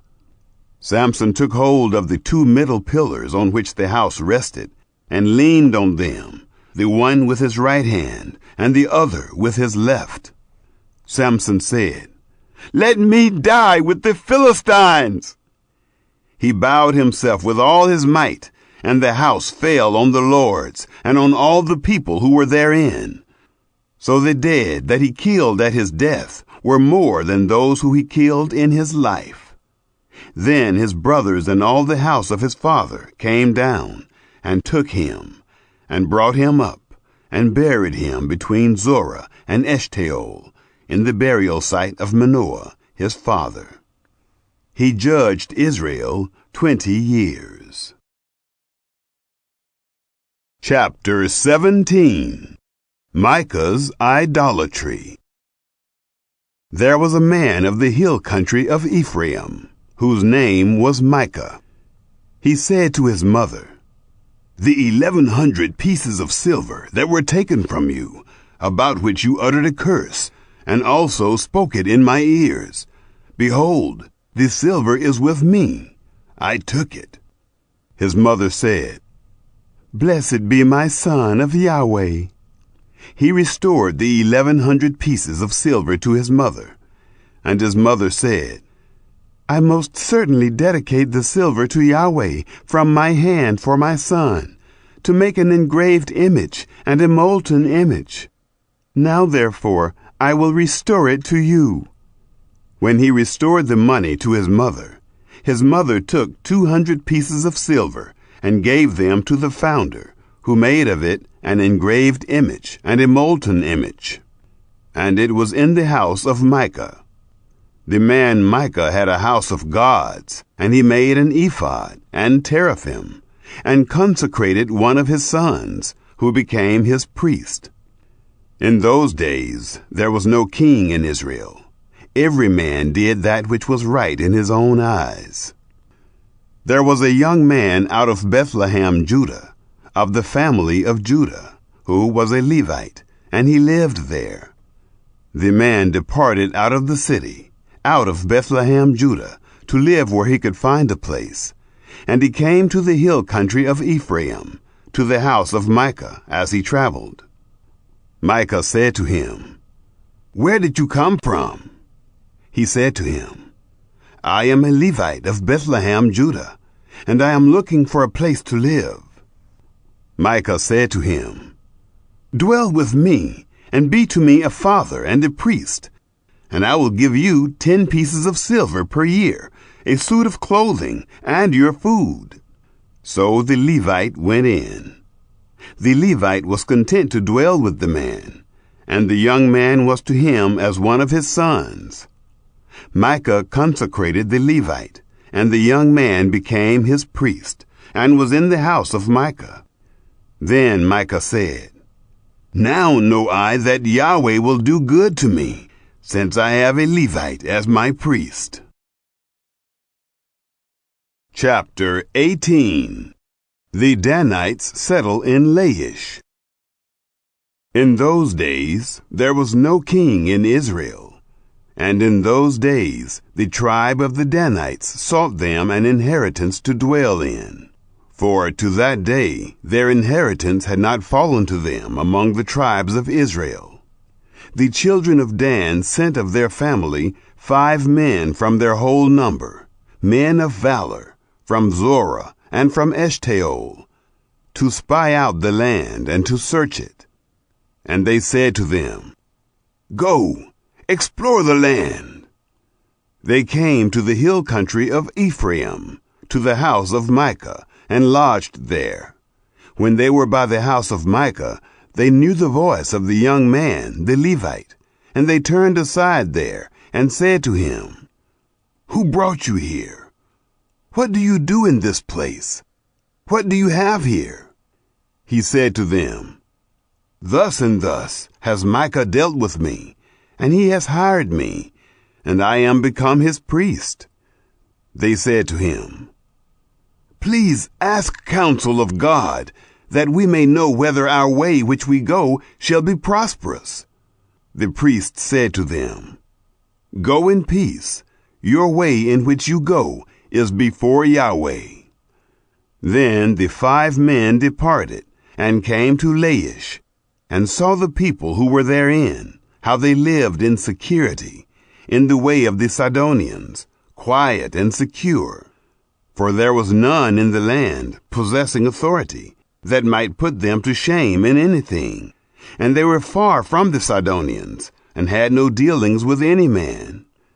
They came to their brothers, to Zorah and Eshtaol, and their brothers said to them, What do you say? They said, Arise, and let us go up against them, for we have seen the land, and behold, it is very good. Do you stand still? Don't be slothful to go and to enter in to possess the land. When you go, you shall come to a secure people, and the land is large, for God has given it into your hand, a place where there is no want of anything that is in the earth. There set forth from there of the family of the Danites, out of Zorah and out of Eshtaol, 600 men girt with weapons of war. They went up and encamped in Kiriath-Jearim, in Judah. Therefore they called that place Mahanet Dan, to this day. Behold, it is behind Kiriath-Jearim. They passed there to the hill country of Ephraim, and came to the house of Micah. Danites take Micah's idols. Then the 5 men who went to spy out the country of Laish answered, and said to their brothers, Do you know that there is in these houses an ephod, and teraphim, and an engraved image, and a molten image? Now therefore consider what you have to do. They turned aside there, and came to the house of the young man, the Levite, even to the house of Micah, and asked him of his welfare. The 600 men, girt with their weapons of war, who were of the children of Dan, stood by the entrance of the gate. The 5 men who went to spy out the land went up, and came in there, and took the engraved image, and the ephod, and the teraphim, and the molten image. And the priest stood by the entrance of the gate with the 600 men girt with weapons of war. When these went into Micah's house, and fetched the engraved image, the ephod, and the teraphim, and the molten image, the priest said to them, What are you doing? They said to him, Hold your peace, put your hand on your mouth, and go with us, and be to us a father and a priest. Is it better for you to be priest to the house of one man, or to be priest to a tribe and a family in Israel? The priest's heart was glad, and he took the ephod, and the teraphim, and the engraved image, and went in the midst of the people.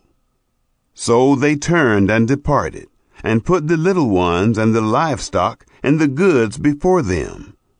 When they were a good way from the house of Micah, the men who were in the houses near to Micah's house were gathered together, and overtook the children of Dan. They cried to the children of Dan. They turned their faces and said to Micah, What ails you, that you come with such a company? He said, You have taken away my gods, which I made, and the priest, and have gone away, and what more do I have? How then do you say to me, What ails you? The children of Dan said to him, Don't let your voice be heard among us, lest angry fellows fall on you, and you lose your life with the lives of your household. The children of Dan went their way, and when Micah saw that they were too strong for him, he turned and went back to his house. They took that which Micah had made, and the priest whom he had, and came to Laish, to a people quiet and secure, and struck them with the edge of the sword, and they burnt the city with fire.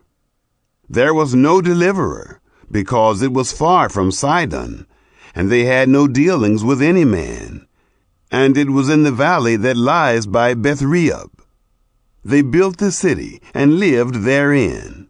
They called the name of the city Dan, after the name of Dan their father, who was born to Israel. However, the name of the city was Laish at the first. The children of Dan set up for themselves the engraved image, and Jonathan, the son of Gershom, the son of Moses, he and his sons were priests to the tribe of the Danites until the day of the captivity of the land. So they set them up, Micah's engraved image which he made, all the time that the house of God was in Shiloh. Chapter 19. The Levite and his concubine. It happened in those days, when there was no king in Israel, that there was a certain Levite living on the farther side of the hill country of Ephraim, who took to him a concubine out of Bethlehem, Judah. His concubine played the prostitute against him, and went away from him to her father's house, to Bethlehem, Judah, and was there the space of 4 months. Her husband arose, and went after her, to speak kindly to her, to bring her again, having his servant with him, and a couple of donkeys. And she brought him into her father's house, and when the father of the young lady saw him, he rejoiced to meet him. His father-in-law, the young lady's father, retained him, and he stayed with him 3 days. So they ate and drank, and lodged there. It happened on the 4th day that they arose early in the morning, and he rose up to depart. And the young lady's father said to his son-in-law, "Strengthen your heart with a morsel of bread, and afterward you shall go your way." So they sat down, ate, and drank, both of them together. And the young lady's father said to the man, "Please, be pleased to stay all night, and let your heart be merry." The man rose up to depart, but his father-in-law urged him, and he lodged there again. He arose early in the morning on the 5th day to depart, and the young lady's father said, "Please, strengthen your heart and stay until the day declines." And they both ate. When the man rose up to depart, he and his concubine and his servant, his father-in-law, the young lady's father, said to him, "Behold, now the day draws toward evening. Please stay all night. Behold, the day grows to an end. Lodge here, that your heart may be merry, and tomorrow go on your way early, that you may go home." But the man wouldn't stay that night, but he rose up and departed, and came over against Jebus. The same is Jerusalem. And there were with him a couple of donkeys saddled. His concubine also was with him. When they were by Jebus, the day was far spent, and the servant said to his master, "Please come and let us turn aside into this city of the Jebusites, and lodge in it." His master said to him, "We won't turn aside into the city of a foreigner. That is not of the children of Israel, but we will pass over to Gibeah." He said to his servant, "Come, and let us draw near to one of these places, and we will lodge in Gibeah or in Ramah." So they passed on and went their way, and the sun went down on them near to Gibeah, which belongs to Benjamin. They turned aside there to go in to lodge in Gibeah, and he went in and set him down in the street of the city, for there was no man who took them into his house to lodge. Behold, there came an old man from his work out of the field at evening. Now the man was of the hill country of Ephraim, and he lived in Gibeah. But the men of the place were Benjamites. He lifted up his eyes and saw the wayfaring man in the street of the city, and the old man said, "Where are you going? Where did you come from?" He said to him, "We are passing from Bethlehem, Judah, to the farther side of the hill country of Ephraim. I am from there, and I went to Bethlehem, Judah. I am going to the house of Yahweh, and there is no man who takes me into his house. Yet there is both straw and provender for our donkeys, and there is bread and wine also for me, and for your handmaid, and for the young man who is with your servants. There's no want of anything." The old man said, "Peace be to you. Howsoever, let all your wants lie on me. Only don't lodge in the street."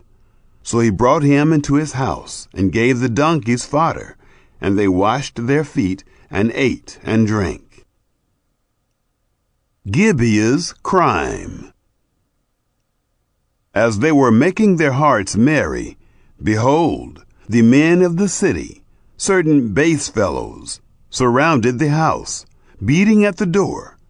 And they spoke to the master of the house, the old man, saying, "Bring out the man who came into your house, that we may have sex with him." The man, the master of the house, went out to them and said to them, "No, my brothers, please don't act so wickedly. Since this man is come into my house, don't do this folly. Behold, here is my virgin daughter and his concubine. I will bring them out now. Humble them, and do with them what seems good to you. But to this man don't do any such folly." But the man wouldn't listen to him. So the man laid hold of his concubine and brought her out to them, and they had sex with her, and abused her all night until the morning. And when the day began to dawn, they let her go.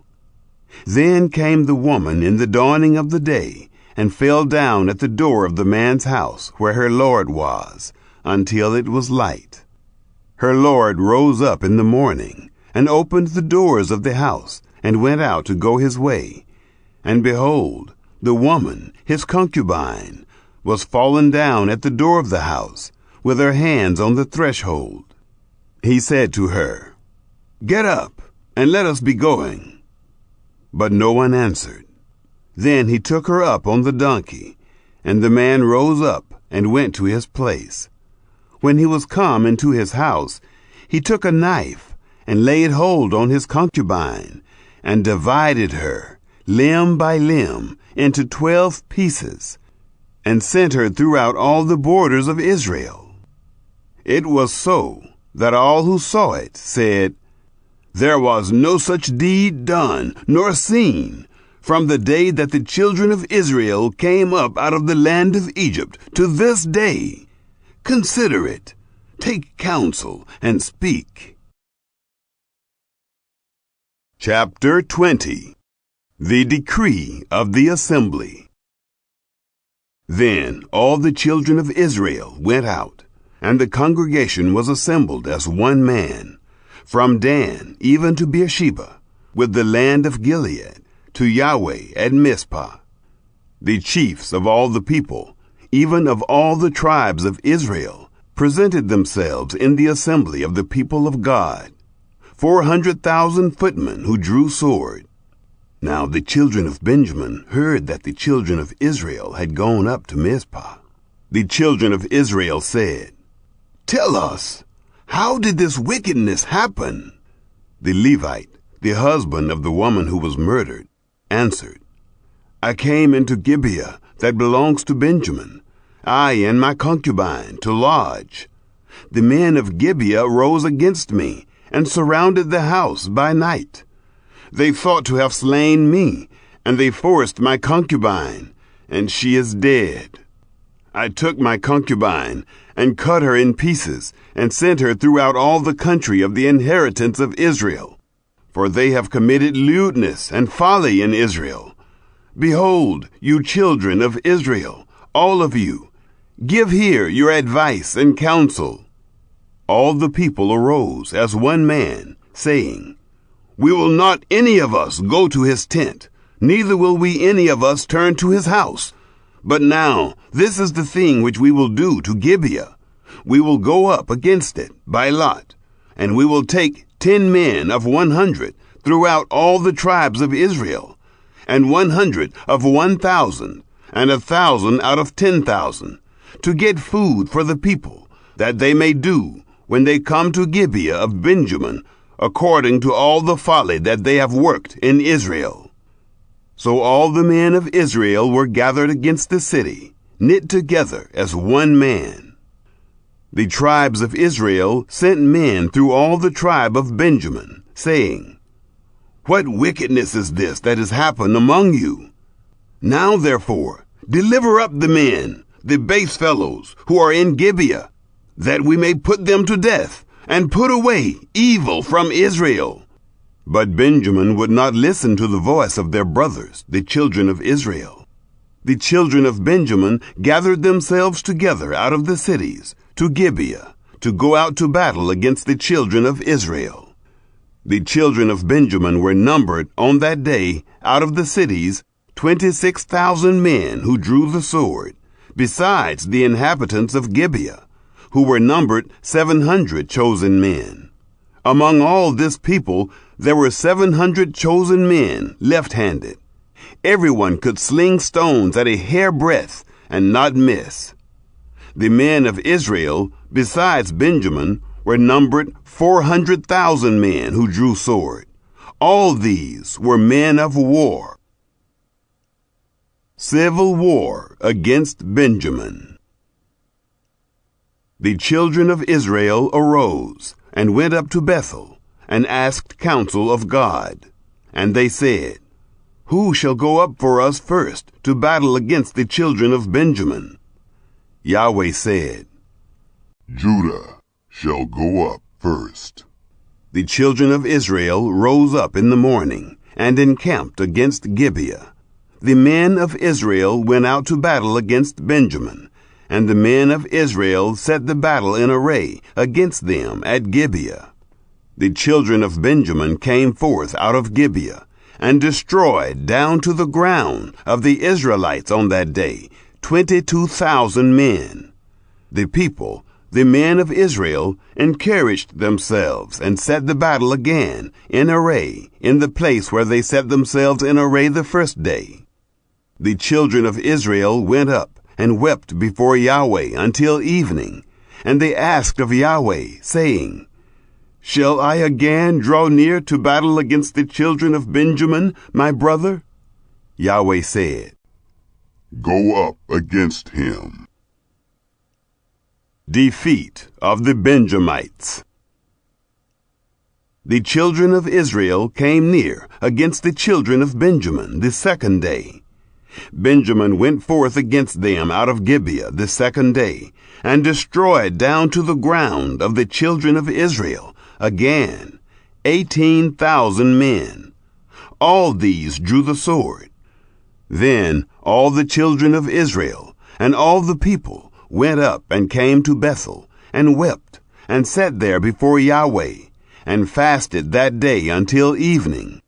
And they offered burnt offerings and peace offerings before Yahweh. The children of Israel asked of Yahweh, for the ark of the covenant of God was there in those days, and Phinehas, the son of Eleazar, the son of Aaron, stood before it in those days, saying, "Shall I yet again go out to battle against the children of Benjamin, my brother, or shall I cease?"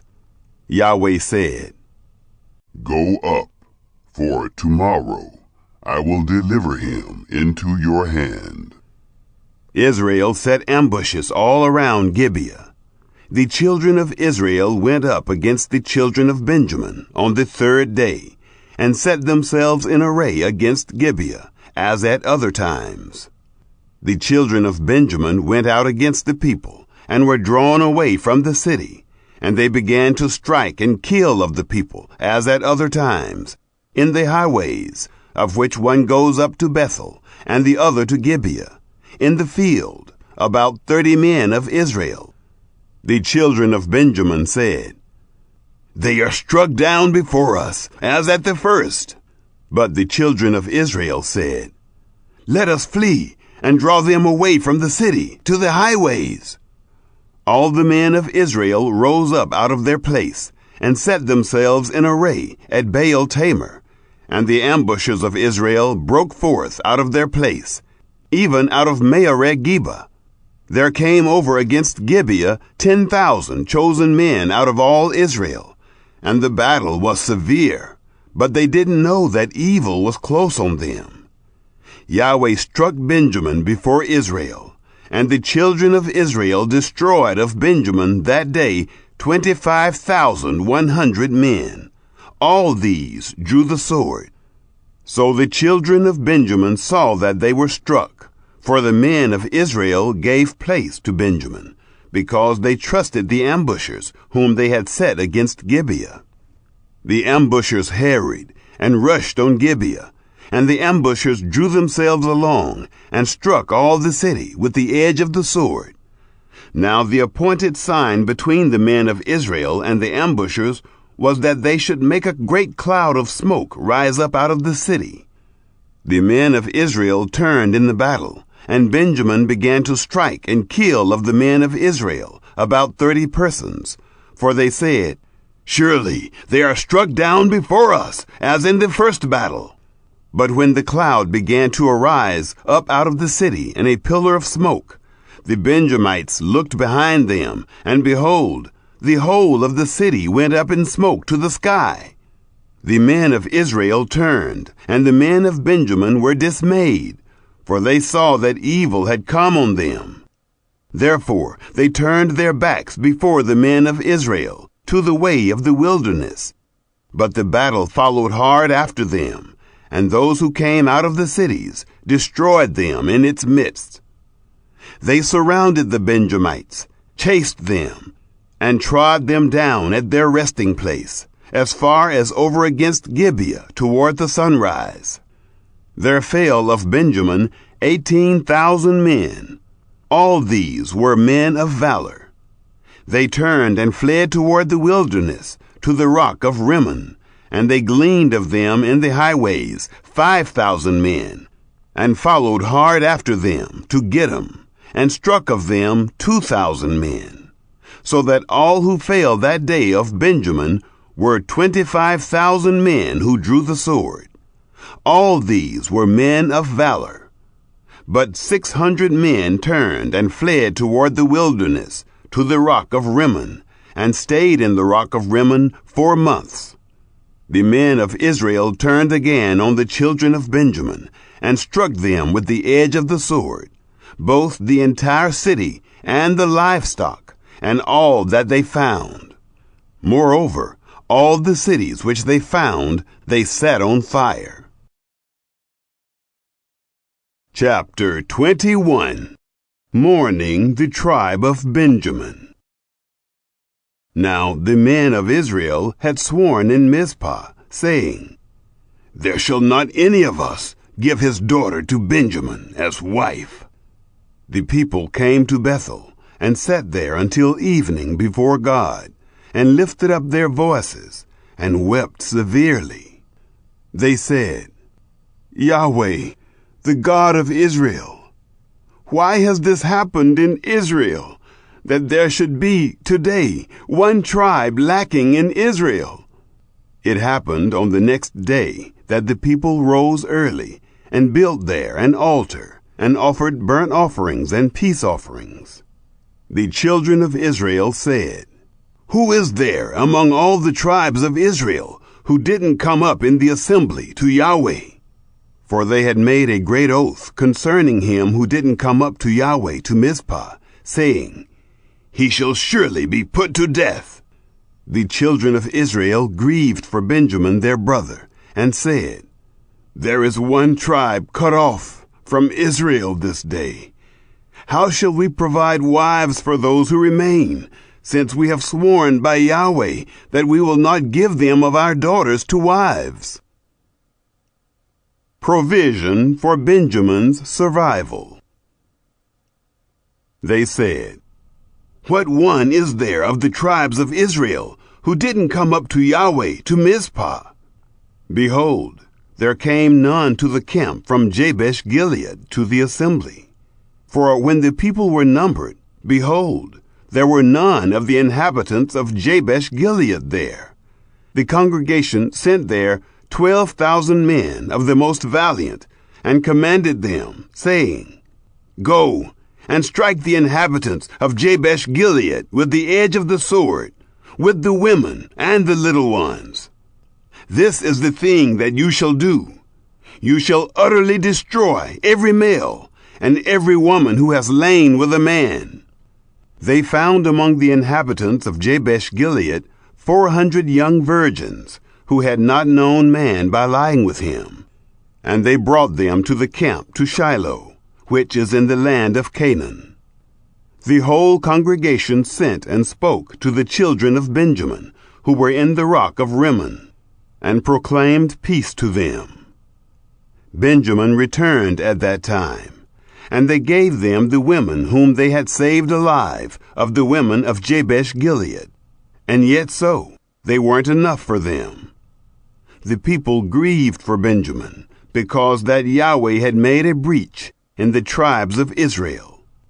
Then the elders of the congregation said, "How shall we provide wives for those who remain, since the women are destroyed out of Benjamin?"